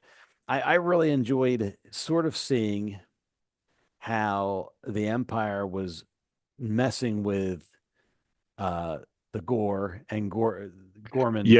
like how they start out by like they're like the propaganda of it all, where they're like, they're how did they phrase it, but they said something like, basically they're anti-empire, or they just start picking at them a little bit at a time, right? Little here, little there. And then by the end of the massacre, they have the news media there salivating, and they were anti-empire, and right, towing the line, just what I mean, and it was just so uncomfortable, just because it really right, like it's It's Yeah, really uncomfortable, it especially given the state of the world today, right? Like, yeah, I it's mean, yeah, really you see some of this stuff like it, playing it's out. right. It's amazing that this was shot so long ago. I mean, Right. over a year ago, because I mean, it's playing out like today. I mean, Yeah. like the stuff with the media really got me, where it's just like, they're just there salivating and towing Right. the Right. Right. the Empire's line, and not questioning anything, and you're just like, oh my gosh, like Yeah. this is the reality we live in now. And Yeah. it was amazing. It was just very well done. Yeah. And it's, and it's like, and it is because it was written before, like several years ago, right? So it's like, Yeah, um, but like, a lot of this stuff, like this is how it's timeless. Yeah, dictatorial regimes. I mean, this isn't like, you know, this isn't confined to the years we're living in now. Like, I mean, this is how dictatorial regimes run, right? Like yes, right. they have a playbook, and this is Yeah, kind of how they run. So it's taking it, it's like that Hitler had his propaganda minister, and uh-huh. and Stalin had his guys, and it's just, it's there's a reason they say history repeats itself, Yeah, right? yeah, yeah. I So, know. And so uh, it was neat how the Gore, they so apparently their language was somehow based on French, and then okay, they I sort of got like French vibes, right? resistance vibes Yeah, from them. yeah. Yeah, And so I saw a thing with Tony, not Tony, who's the show creator? What's his Tony Gilroy. There's Gilroy, that's it. Gilroy brothers. Yeah, Yes. there's like, But says it. Tony is the main one, right? the main one, right? Yeah. So I saw an interview with Tony Gilroy, and he was saying that, just as an aside, that he's been always interested in the rebellion, but like, like World War II and all that sort of thing. And that's where he drew a lot of inspiration from. And he mentioned the French resistance and during World War II and stuff like that. And I just thought that was really neat. I mean, once you know that, and I mean, you don't even have to really know it. You can I thought it was pretty easy to pick up on during Yeah, those episodes where you're like, oh, these people these are standing for French people. yeah. I mean, they're even like, somebody was wearing a The beret, like, so. beret, Yeah, yeah. yeah. Or, They're definitely yeah. Even inspired. Cyril, didn't he have a beret on? Like, Yeah, sir. he started like going, like blending in, or like, Yeah. I don't. He was an interesting. His whole character was Oh fascinating. man. Yeah, I was gonna bring Cyril up before but Yeah. like, yeah, Cyril was like, that did not play out at all like I expected, Right. and how it played out was amazing. Like, I mean, it was Yeah. really Right. like his storyline was really something else. Like, it really, um, I don't know. It's like, I liked it. I mean, it's sort of Oh. like who would have thought at the beginning and from season one of Andor that in the end Cyril would sort of be a tragic character, you Yeah. know, Right. that you would sort of feel sorry for him at the end. Yeah. And like, no one, even at the beginning of this season, no one could have convinced me of that, No. No. And even, I mean, really, even a couple episodes before, he's like making his report to the ISB, the head of ISB, and he's all, like super excited, and like to basically be like, tricking these rebels Right. he's all on board it, but then he just slowly realizes, like, oh, I'm lying to them, but I'm being lied to. Right. It just, it was fascinating. It was a very, very, It really was. It was such a, like, how, this guy who's just like, and it's like I said, like, I feel like, you know, whether you love Cyril or whether you hated him, like, Cyril was one of the most um maybe unchanged characters through both seasons. Like he remained true yeah, I to guess who you could at say the that. end, to who he was at the beginning, whereas Right. everybody else was changed. Cassian changed, and Dedra changed, and all these, like Dedra, like at the end is, maybe questioning, maybe she's starting to see some of what's wrong with the Empire, but Right. but she's too involved that she can't get out of it, right? And Right. and but like Cyril was always sort of like, you know for like his justice, but his right, his interpretation of what justice is, right? And or Law and Order, at least. Maybe like say it that way. Yeah. And at the end, like, and that was, I think he got involved with the Gormans because he was like, you got to follow the law and order, and I'm going to bust these people that are outside agitators on Gorman. But and they used that. You know what I'm saying? So it's like, so it's sort of like at the end when he's in the square and he's just walking around. There's all this like chaos. It's like it finally realizes what all it is, and it's crazy to me. Like at the end, I feel sorry for the guy who I detested all through the show. It's like like you said, a tragic figure where it's like the character he wasn't being evil for the sake of being evil. He was doing what he thought was right. Exactly. Right. But then, like Dedra, and it was doing evil shit, right? But I don't feel like that wasn't Cyril's. Like Cyril was just trying to do what he thought was the right thing. Yeah, right. Yeah. And I love at the end there after the scene where he's all. You can see it coming over him where he's like, what have I done? What has happened here? And then he turns and there's Cassian, and then like he kind of all his rage, he just focuses. He's like, here, it's this guy. It all started with him, right? Yeah, right. And then what does Cassian say? Like, who are you? Who are you? That's the name of the episode, which is it's just crazy. Like, who are you? Right. It's been like Cyril knew who he was instantly. Right. And Cassian, like he was just a guy. He was just another guard, right? Like another police officer or whatever it was. He was. That was fantastic. I thought that it really was. Yeah. And that fight scene, man, it was right. Wow, that was a good scene. It really was. I was impressed. That really impressed me because I did not expect them to fight. I really never thought they would even meet. And then when that did happen, but then that was a good fight scene, and that was really. And like Cyril kicked his ass. I think he's right. I mean, it really. He had him at the end there. Yeah. Until the other guy ended up shooting him, he had him. Yeah. Wow. I mean.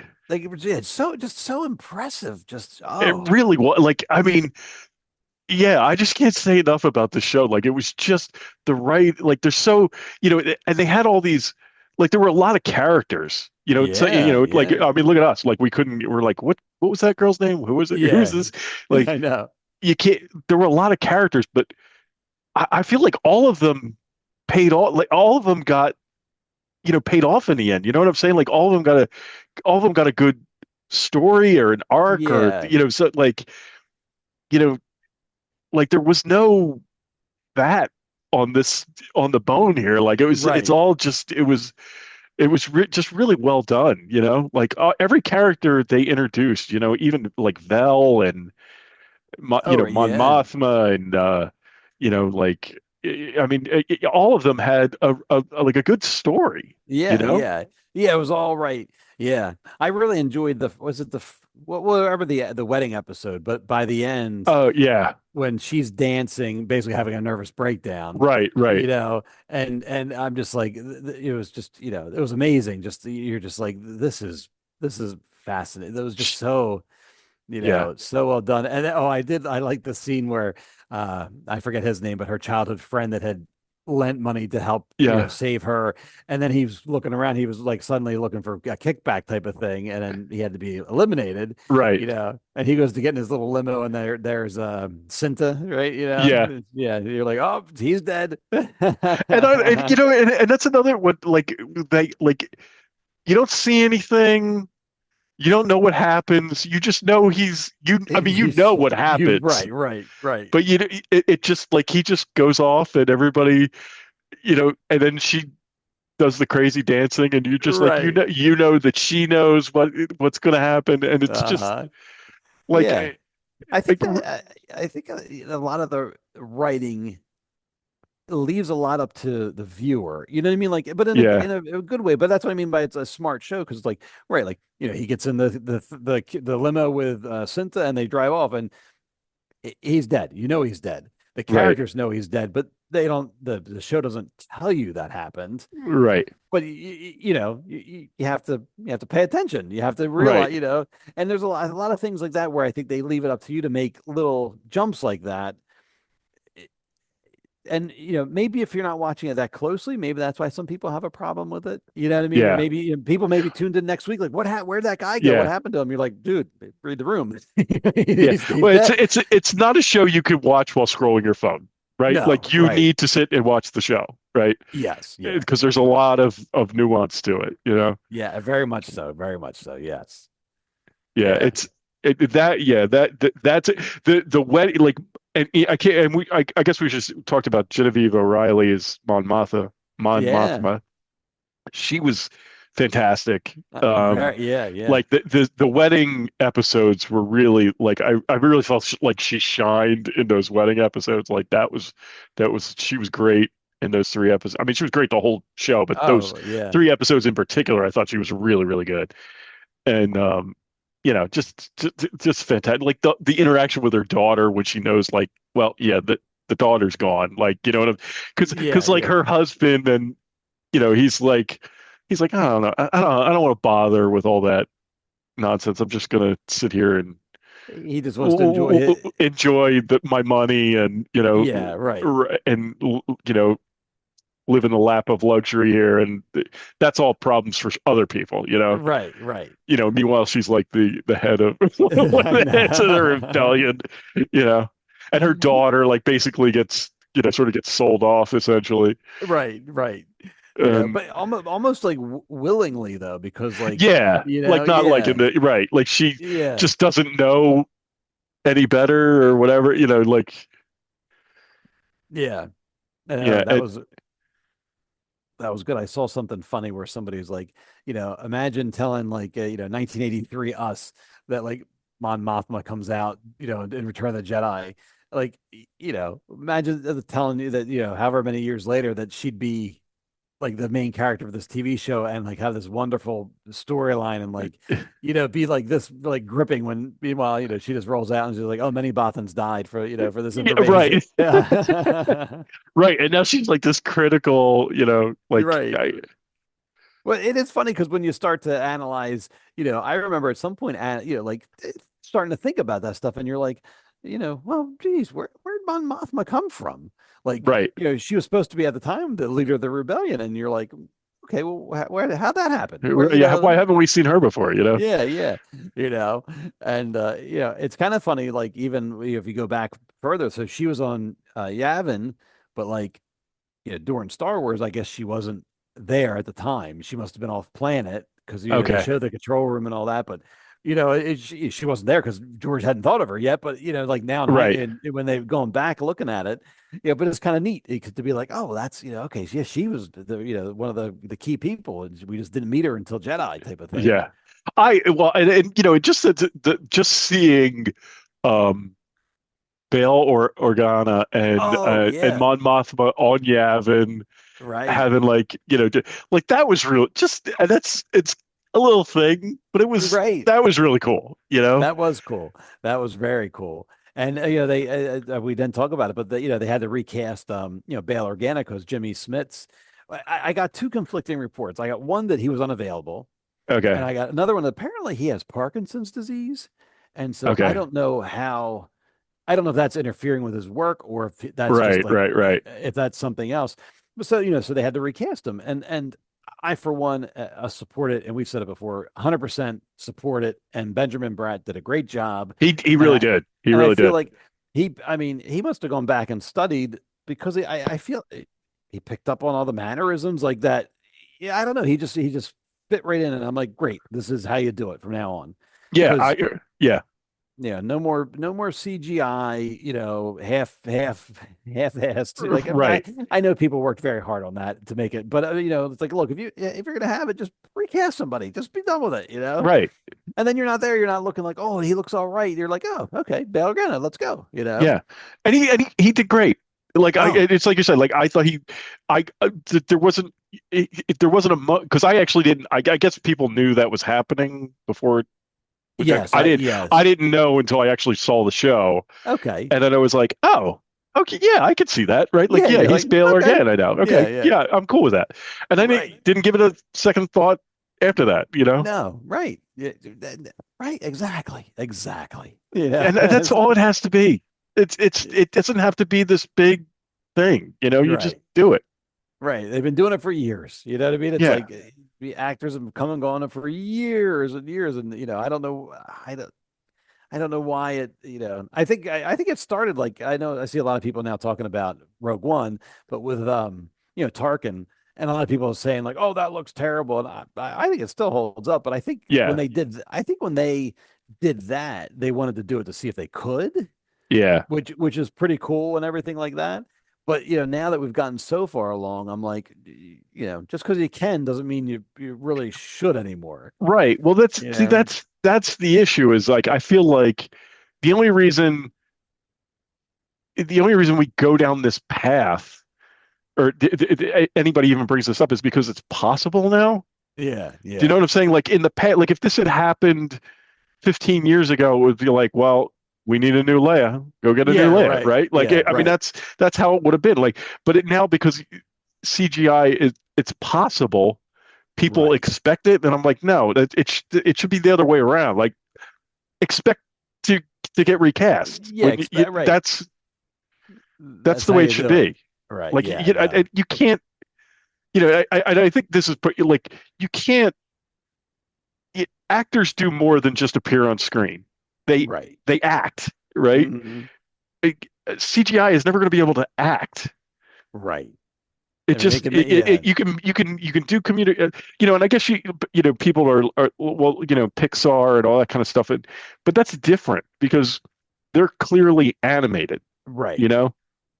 If you're making a CGI character that you want to look human. Right, like I don't think you're ever going to get to the point where a CGI character can act like a human can act. Right, it's just not possible. You're gonna need somebody to do all that, and then graphic. But at the end of the day, it's like you want somebody to be human, so hire a human. Right. It's like aliens, all the other stuff. Great, go nuts, have a great time. With the CGI and all that. But it's like I don't know. From both just from the art and just even from a budgetary reason, I'm like, oh, we can spend a couple $1 million grafting, making Luke look CGI, or we can hire this guy who looks like sort of looks like Luke. Yeah, this guy looks like Mark Hamill. Let's bring him in. Right. Okay, can he act? Good. Okay, let's go. And let's go. And then I don't know. Then you can all that money you would have spent doing that, you can spend doing something else entirely. Right. Because that's the thing. Like great acting is subtle. You know what I'm saying? It's like a raised eyebrow or turn of the head, how your eyes look. You know what I'm saying? Like that's yeah. I don't know that you'll ever get there with CGI. No, you're gonna have to have somebody telling it what to do. Right. Or they're gonna have to like to have somebody sit there and act and then graft over the thing over top of it. I just saw, this is related, but it was they were showing Harrison Ford in Indiana Jones and the Dial of Destiny, and when he was de-aged, he apparently did all those a lot of those scenes. He did all of them as himself, and then they took that and using AI and the CG stuff, then they put his old face over top of him. Mm-hmm. And I thought it was just interesting to see how they did it. But I'm like, well, at least we know there's an actor under there for that stuff. Right. Like, at least, all right. So, so if Harrison Ford does his normal stuff, then at least they were capturing that. Right. So, I mean, but I guess I would say in that scenario, like, that's fine. You can de-age and you can, use that stuff for there because it makes sense. It's like he's been Indiana Jones for all these movies. It's his last movie. We're gonna de-age him. Like that stuff. I'm more than willing to say that's fine. But like with other things, it's like you just I don't know. There's a time and place for it, I guess is the point. It's like there's certain thing. Like when they did Luke and Mando season 2 at the very end, if that was like if that was the only Luke appearance that we were ever gonna get, I'm on board with it. Right. But then they did in Book of Boba Fett, he had like a whole episode. Yeah. And by that point, I'm like, and it frankly just took away from everything because I'm just looking at the CGI the whole time. Yeah. Right. Yeah. So that's right. And if we're ever going to get, and I want that. If we're ever going to get a story with the original trilogy characters, it's got to be recast. There's just it's got to be recast or it's got to be animated. There's no other way. And I would, I'd like to see it live action. I would love to see, that, but I don't know. I don't know what they're going to do. I feel like they're afraid. I feel like they're afraid to go near any of that stuff, to be honest. The legacy characters at this point, because there's nobody's going to be happy with how, no matter what you do. Yeah. If you're recasting, people are going to be mad. If you CGI, people are going to be mad. If you write a storyline that's even remotely off base, or I don't know, what I mean? Like this, people are going to have a hard time. I have still to this day, the whole Solo movie.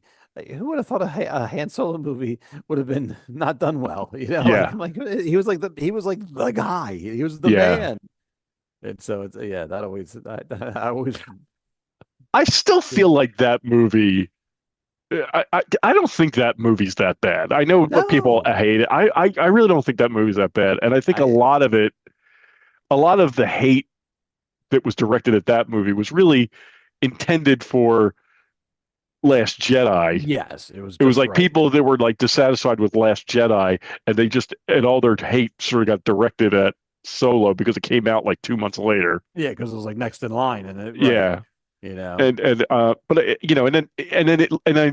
then it lost money because they, how many didn't they have 3 directors on that movie at one point? Yeah, they had they brought those in guys the guys that got fired, and then they brought Ron Howard in.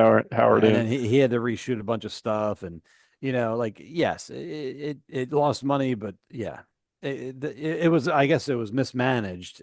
Yeah, it sounds like the who are those guys? Chris Miller and it was the guys that, what did they write? They did the Lego movie. That's right. They did the Lego movie. Maybe they did the 21 Jump Street movies. Yeah, something like that. And they did like a lot of it was very like, as I understand it, it was a lot of there was a lot of like ad-libbing and ad libbing. Yeah, a lot of that. Like, hey, let's do this. Oh, let's try it this way. Let's do this. And so like a lot of money was racking up, and basically, it's that's not how you can't do a Star Wars movie that way. It's too expensive, type of thing. Right. Yeah. So, So I don't know. And that's one of those things where I think in hindsight now I still to this day see people like, oh, Solo was really good, and you're like, well, where were you? I still like that. To be honest, my only issue with the movie itself is that they tried to cram in too much of what makes Han Solo in that movie. Like he met Chewie, he got the Falcon, he met Lando.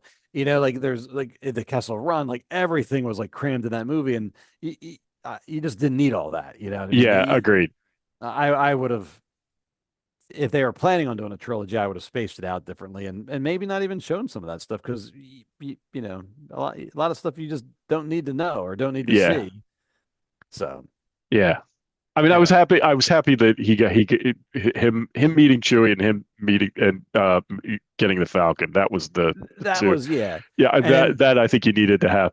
Anything else, the Kessel Run, I didn't need to see. That was the whole thing. Not in that movie. That could have been something else. And I mean, as much as I liked Donald Glover as Lando, I don't know if we needed Lando in that movie for the first. He would have been great for the second one if there was a second one. Bring him in, right? So they could have done a lot of things differently there, and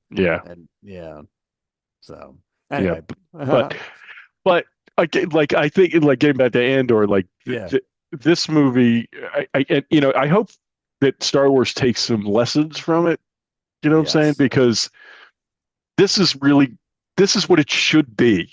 You know what I'm saying? Like we shouldn't be getting shows like The Acolyte. Like it should be Right. this. Yes. This is the kind of quality we should be getting. And that's You know? what it comes down to is the quality. It's Right. like very well written, very like just very planned. Like I don't Yes. know, like I said, there's no fat. Like it's just like there was a plan here, and it was like this is what we're gonna do. Boom, boom, boom, and there was no like I don't know the Acolyte. I was thinking about that the other day. Like remember they were trying to be like clever because remember they told the story one way, but then it was really a different Right. way, and Right. like Right. it wasn't written well enough to pull that off. Yes. You know what I mean? And Like, right. and And and frankly, like the actors weren't great either. no, Like, you know, right, they didn't help the cause, you right, know. yeah, and then but like I can't even remember the characters' names, but remember the twins. One was air quotes good and one was bad, and then like one episode they flipped, and the one all of a sudden the one's not bad anymore, and it was just like Yeah. where'd that come from? And Right, right, right. it just wasn't put well enough together. I mean, and if it had been, you know, maybe maybe something could have come of it. Maybe it would have been better. I mean, if you could have pulled off I just feel like I was trying to be way too clever for what it was doing. Yeah, yeah. But yeah, but it's like you were saying, like this, and frankly, I think part of the problem we've discussed before, part of the problem with the sequel trilogy was the the planning just wasn't there. Like, I mean, there was Right. no plan for what you were going to do. This show, I think season one and season two feel like they were meticulously planned because even season one doesn't, you know what I'm saying? Like, it doesn't feel like it, season two is an extension of season one. Like, Right. you don't really feel like like it's all like one story. I feel like, you know what I'm Yeah. saying? Like, Yeah. it doesn't. There's no. I don't feel disjointed going from one to the other. Like Cassian's character progression makes sense. You know what I'm saying? Like Everything. Yeah. everything. Like Rey's character. Like, I think a lot of the problem with people have with the sequel trilogy is that her character progression just doesn't make sense the whole time, through the three movies. You know what I'm saying? Right. Or Finn or Poe. Like, none of the A like lot the of them don't. progression Yeah. doesn't make a lot of sense. Yeah. Kylo, Yeah. Kylo Ren, even, Right. Yeah. I mean, yeah, a lot. Right. And if they had planned it out from the start to say, okay, right, here's the path. I mean, I don't know. Yeah, it's just, yeah, it's, it, yeah. I mean, I think you need somebody to come in and, I don't know what the term would be for the movie. I mean, the director but like the showrunner, you know what I mean? Like yeah, Tony Gilroy, he this was his baby and he planned it out. Yes, there's other directors, there were other writers, he had a whole team and all that stuff, but he was the guy that was, leading the yeah, charge. And I really think that's what you need if you're going to do, Star Wars, especially a trilogy like that where they're going to yeah, connect back to back. You got to have a plan. right. And this was really well executed. And I mean, I think Tony Gilroy's done. I think he said that. He's like, yeah, this Yes, is yeah, I'm not doing any more Star Wars. yeah, Um, but I love this. I mean, I yeah. mean, he's really done something special here. And this, I think it does so much. Like, I mean, other than beyond just telling us, giving us a larger story about Cassian Andor, like it sort of explains so much about like the Empire and the rebellion and Yeah, how yeah. everything got to be like it just does some really great things that we haven't gotten in Right. any of the other Star Wars we've ever seen, Yeah. Yeah. Hey, really, because I mean, yeah, these guys are all spies and all that stuff, but really they're just like everymen. You know what I mean? Like they're all like these are just regular guys that like decided Right. like we've had enough and we're going to start doing something. And you see with Luthen, he's a disgruntled soldier that realized like this is wrong. This is not right. And Yeah. and he goes that, and even Cassian, the same thing. I mean, and he got thrown in prison and he got radicalized because he's like, what the Empire? These guys suck. Yeah.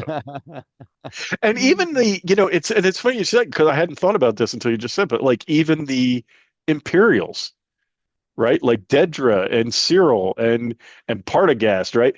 They're just they're just sort of not, they're not Darth Vader and Grand Moff Tarkin. They're just sort of like mid-level, kind of right mid-manager, uh, Imperials. They're not like, right. Yeah, right. Some with ambitions, and then like you said, like Deidre only after basically she got busted did she like start to regret. I think what I mean. Like even after the massacre and all that, they show her shaking and pulling at her collar, right. but yet the next episode, a year later, she's still being evil, doing that stuff, Yeah. and only finally when her time has come, then you see her like, oh no, I've made a terrible mistake, but it's too late for her, type of thing, and what did you think? So we didn't talk about what was it you just said his name, the ISB guy, Partagast. Partagast. I think that's how you pronounce it. Okay, so I really liked him as as who he was and stuff, but so at the end, he basically is taking the fall for the Death Star plans being leaked, right? Is that how you read it?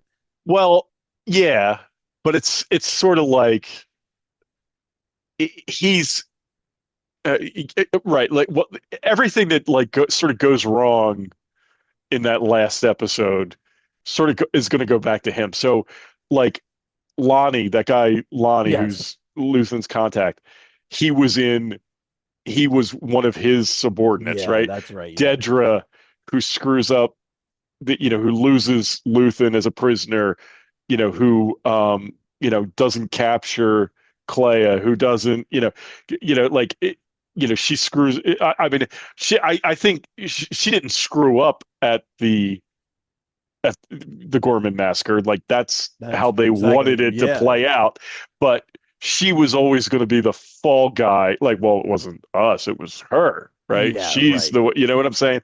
So all of those things sort of get connected back to him.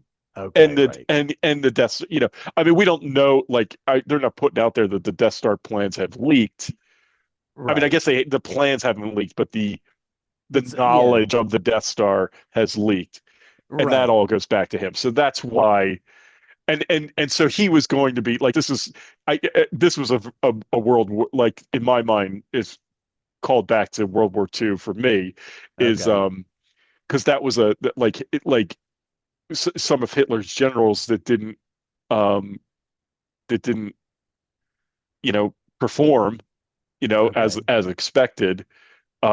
That's what happened, right? Like it was like essentially you're going to get executed, but we're going to give you a chance. You can just do it Okay. yourself, All right. and then it won't be a thing. Because I think that's what happened to. Um, I'm pretty sure. I don't quote me on this. But like I'm pretty sure Rommel, Yeah. who Okay. was Hitler's like, I mean, he was like this great. He was one of their like a tank. He was like in command of their tank battalions or tank army, and he was Okay. like amazing in North Africa when they were down there. I think Rommel ends up committing suicide, and it was because of there was some kind of like he never got along. Like he and Hitler were always at odds, Right. so he was like more of an army person than he was a Nazi. You know what I'm saying? Okay. But like, so he, they were constantly at odds, and there was some kind of problem. And I think Rommel ends up killing himself over it. And he was Okay. like All one of right. their Top great, guy. yeah. Yeah. So that's another thing that sort of calls back to history. Yeah. Like Right. that. So that was what I was thinking when I saw Okay. it. Well, But I found it interesting that before he ends up, killing himself, that he was listening to yeah, Nemec's, manifesto, And so for a minute, I'm like, is he listening to this? And how is he listening to this? Like, is he listening to it because it's out there and he needs to be aware of it, or is he suddenly like, oh, I've made a terrible mistake? Like, is it like, well, right.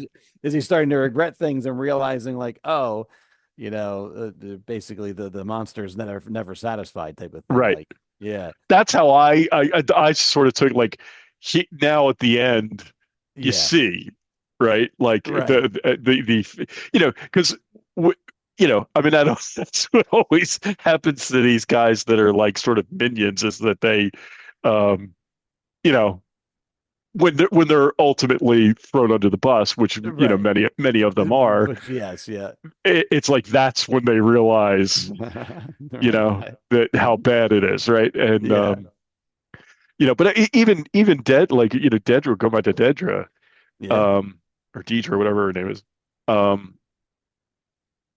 She's another one, like in that moment, like after the Gorgon massacre, when she's in there like shaking and everything.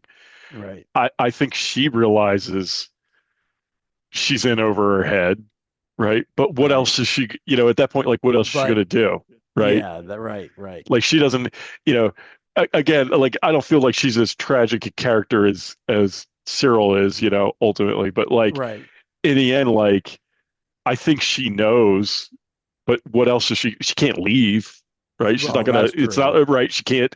She's not. What is she gonna resign? Like that's not gonna happen. Right.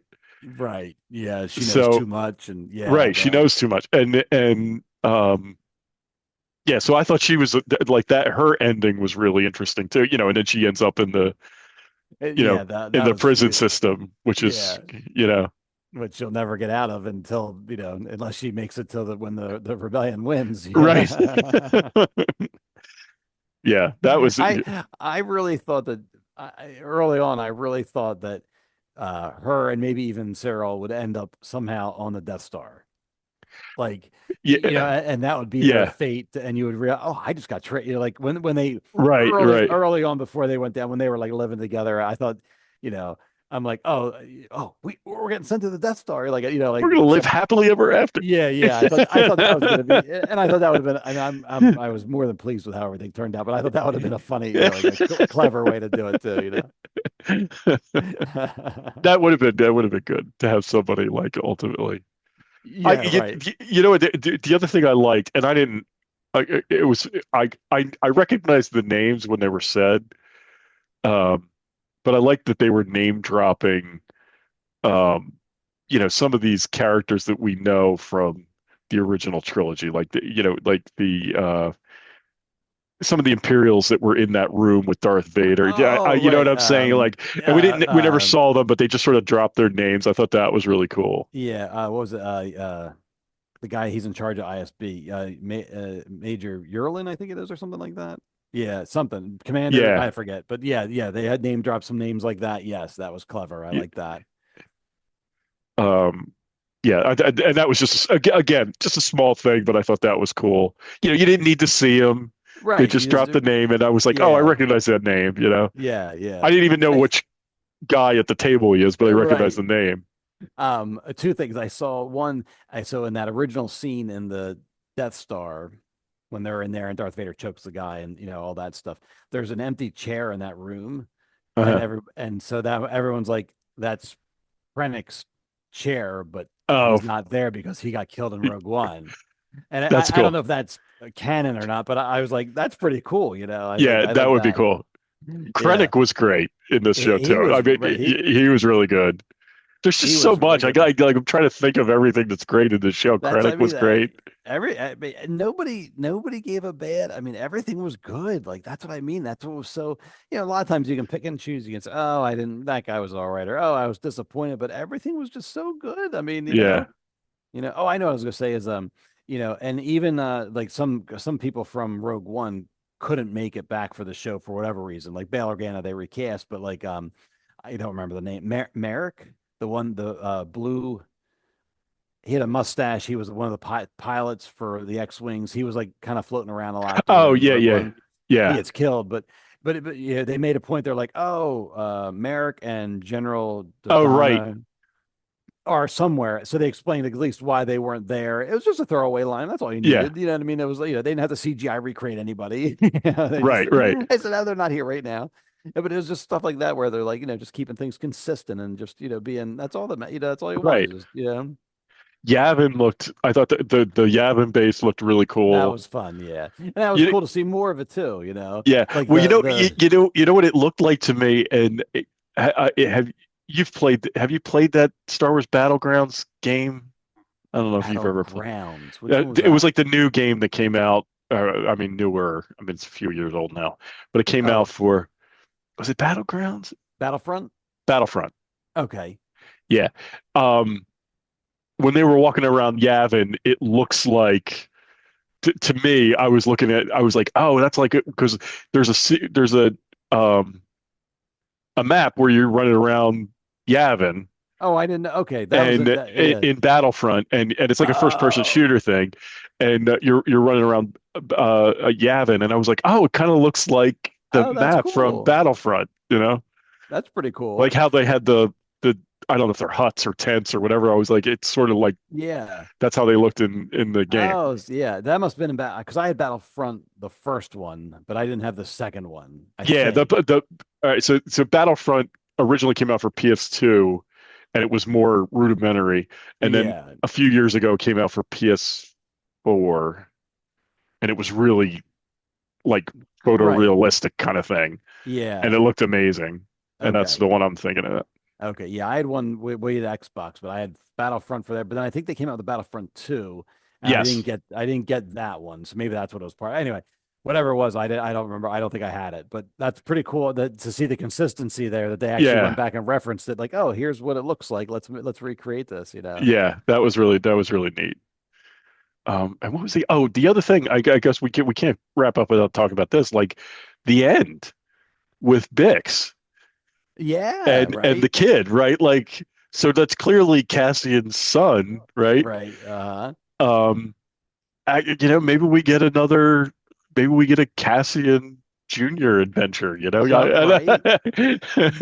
Yeah. Hey, I mean, so one of the funny things is that so from the sequels, Poe Dameron, his parents in the lore, his parents were actually based on Yavin. And I think that's where he was born. Oh, okay.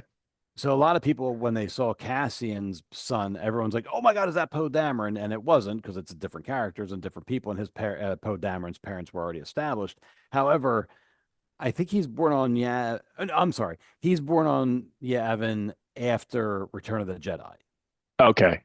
So there is a bit of a little gap there between them, but it's But it was interesting to see people making that connection. They're like, "Oh wait, could that possibly be Poe Dameron?"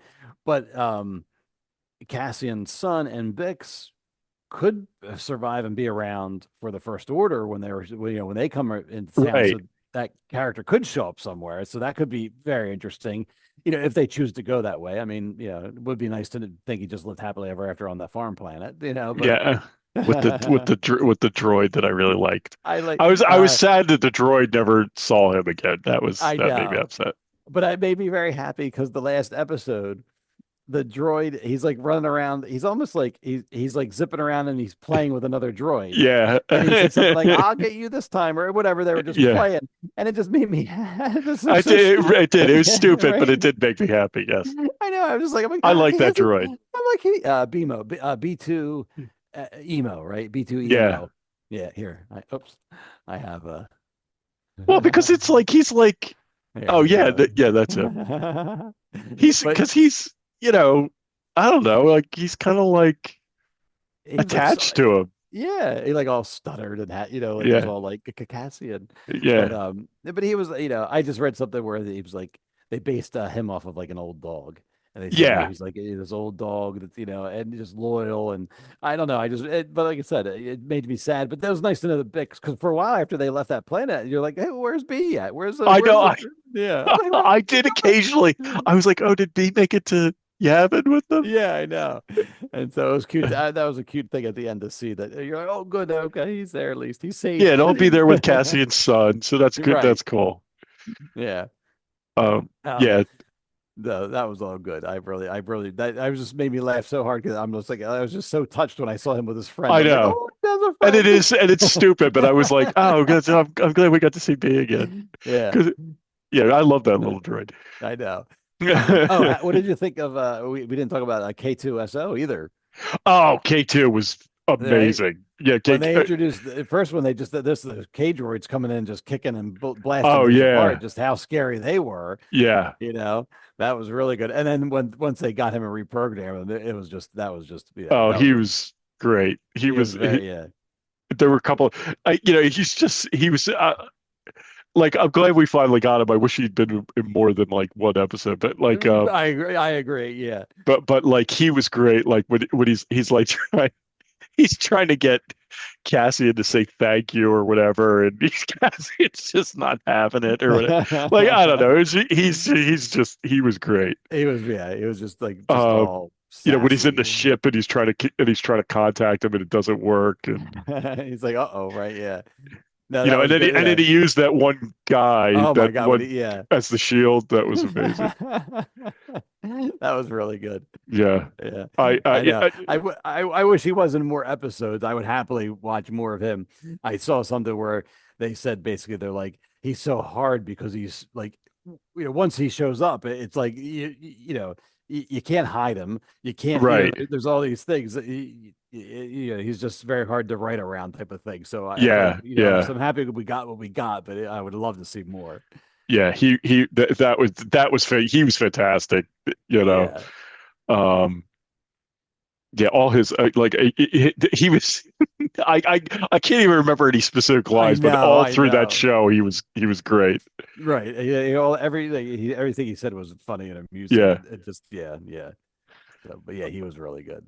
Yeah, I love the show. I really did. I'm actually I kind of want to go back and like watch all of them now.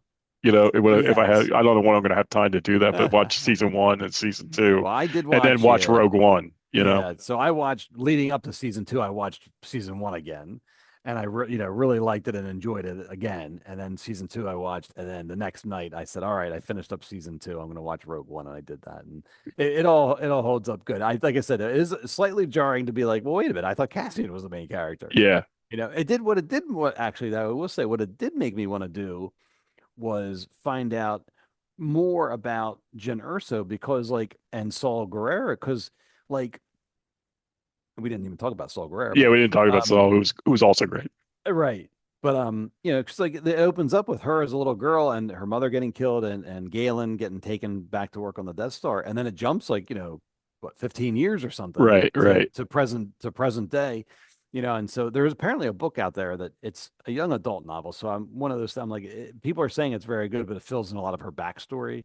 Okay. And I was sort of like, I'm like, do I want to track that down? Because I'm like, the books are hit or miss, but people are saying that that's very good. And then there's another novel. It's called Catalyst, and it's more about like Galen Erso and the Death Star and stuff. Oh, like that's that. interesting. And so now I thought about that too. I'm like, well, maybe I'll check that out because if I yeah.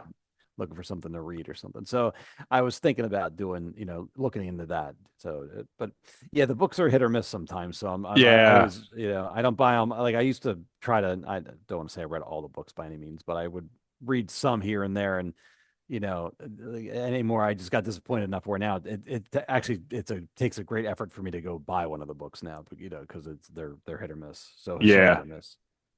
And I wouldn't want it to be like watered down, because what I'm saying, like kind of like after getting this, you wouldn't want to go and like, Well, sometimes the books, right? They're so specific and they're trying to fill in like this one little gap, but they don't want to go any further than that. Right. They don't want to step on anybody's toes, and so you're like, is it worth my time, basically? Because it takes me a while to like a whole book like that. It's like if I'm like on vacation or if I'm somewhere, I'll read something, but then if I'm not, I don't sit down and read. Yeah, right. I know. Yeah. Yeah. So I'm terrible with reading anymore. I used to always have a book. Yeah. And now it's just like it takes me months to get through a book because I like sit down to read it and I fall asleep like instantly. It's terrible. Like I'll read a page or two. So I'm like, I basically read a page or two a night. So it takes me months to get through a book. Right. And then I get bored with it. I'm like, oh, I'm done with this. Yeah, and then by the time I get to the end, I'm like, finally, I'm done. I don't enjoy it. I just want to finish it. And then it makes it even worse if you do get to the ending and you're like, well, that was silly. Like Yeah. if the book itself, it's like that was, you know, Books on tape, man. I Or know. what? Well, they're not even. I just aged myself to not books Yeah, on yep. tape now. I MP4s. listened, yeah, right. I listened to one a couple years ago. It was a Star Wars one. It was like, uh, Han Solo and Lando adventure. I think it took place after Return of the Jedi, and I remember being excited for it. And by the end of it, I would listen to it when I was walking outside. And by the end of it, I hated the narrator. And the story wasn't very good. And like I'm like, oh, make this stop. Like, you had to finish Yeah. it, but just like it was just I'm like the guy's voice was getting on my nerves, and like I was like, no, I think I'm done with books on tape. That's really funny. See, I, now I mostly listen to history. okay. So it's usually just like a narrator, like it's not somebody like trying to do voices or something like that. I don't know. Yeah, I know some of them do that. He didn't do Yeah. he did do some voices, but it was I don't know. It was just Yeah. you're like, all right, dude, I'm done with you. Yeah. It's really funny. Uh, Anyway, so anyway, um, for Star Wars, I hope they can learn a lesson from this, and yeah, like we said, just take this and move forward with it, and hopefully we get some more quality productions yeah. going forward. Give me less and make it more like Yes. I want less quantity and better quality. So give me, Yes, you know right. what I'm saying? And I think You make them all like this, I'm on board. right. Yeah. And I think they've learned their lesson now, because between Star Wars, like for Star Wars, the next the Ahsoka season 2 is happening, but other than that, no other TV shows have been announced. They did announce the Darth Maul cartoon.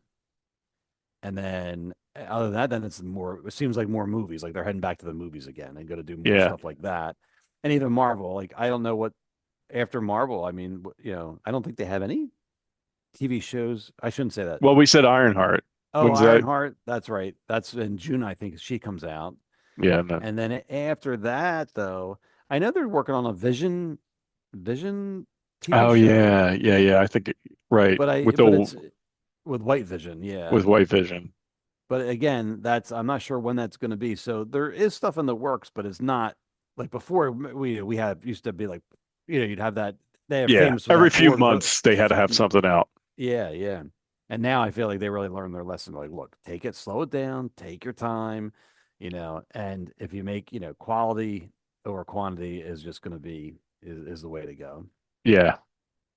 Yeah, I mean, because this is what I want. I need more of this. This is what I Yes, need more of. right. Yeah, And then I'll be back.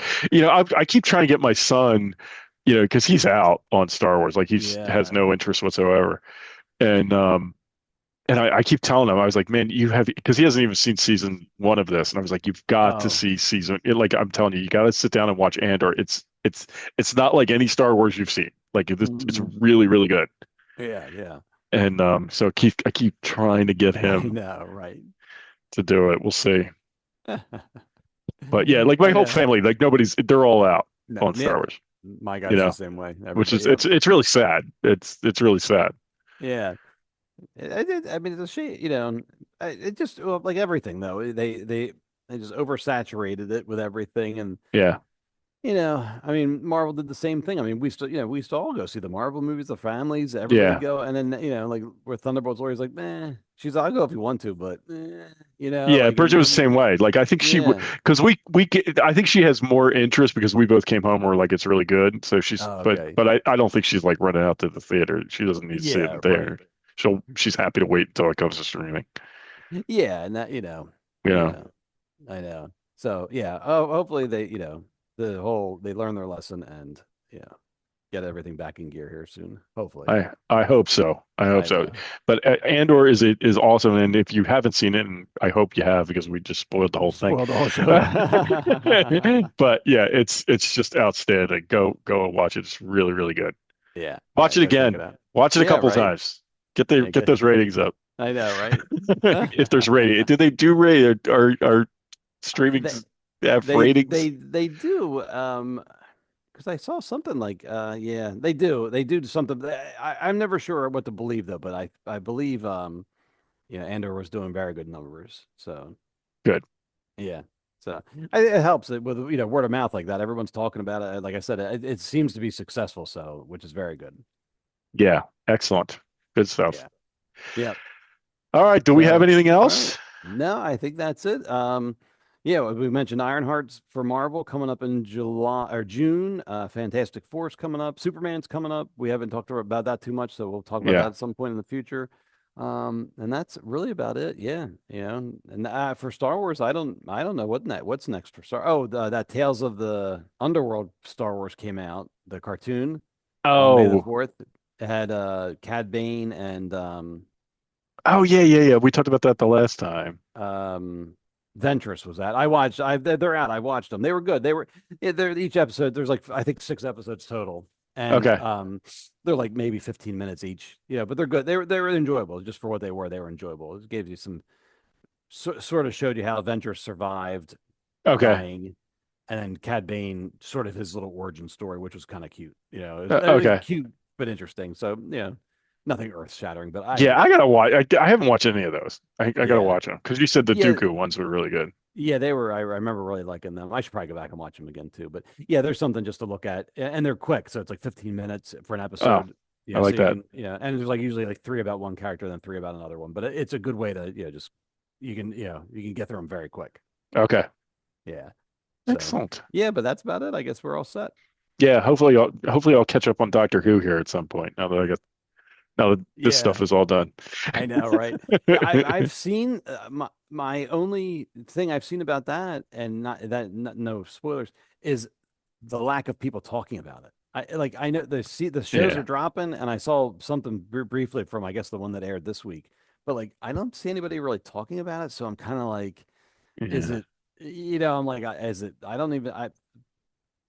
don't see anything. Like I don't see people I don't see people raving. I don't see people bashing, and I just don't see anything, which is kind of concerning. It's like, all right. They might have lost.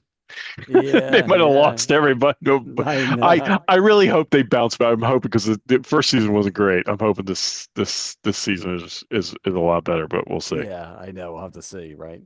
I know. I'll have to say I might let you watch it first and then tell me like what to watch and what to avoid. I'll let you take the hit, right? Just in case. That's all right. That's why I'm here, man. Yeah, right. All right. Well, I guess that'll do us for tonight, right? Yeah. Okay. All right. So we're going to wrap up the show. You can check us out on YouTube. We're going to post the show there, and you can follow us on Facebook and on I don't even know, Threads and Instagram. Instagram. We're all out there for all that stuff. So keep an eye out for us, and thanks for joining us tonight. And we will talk to you next time. Good night, everybody. Good night, everyone.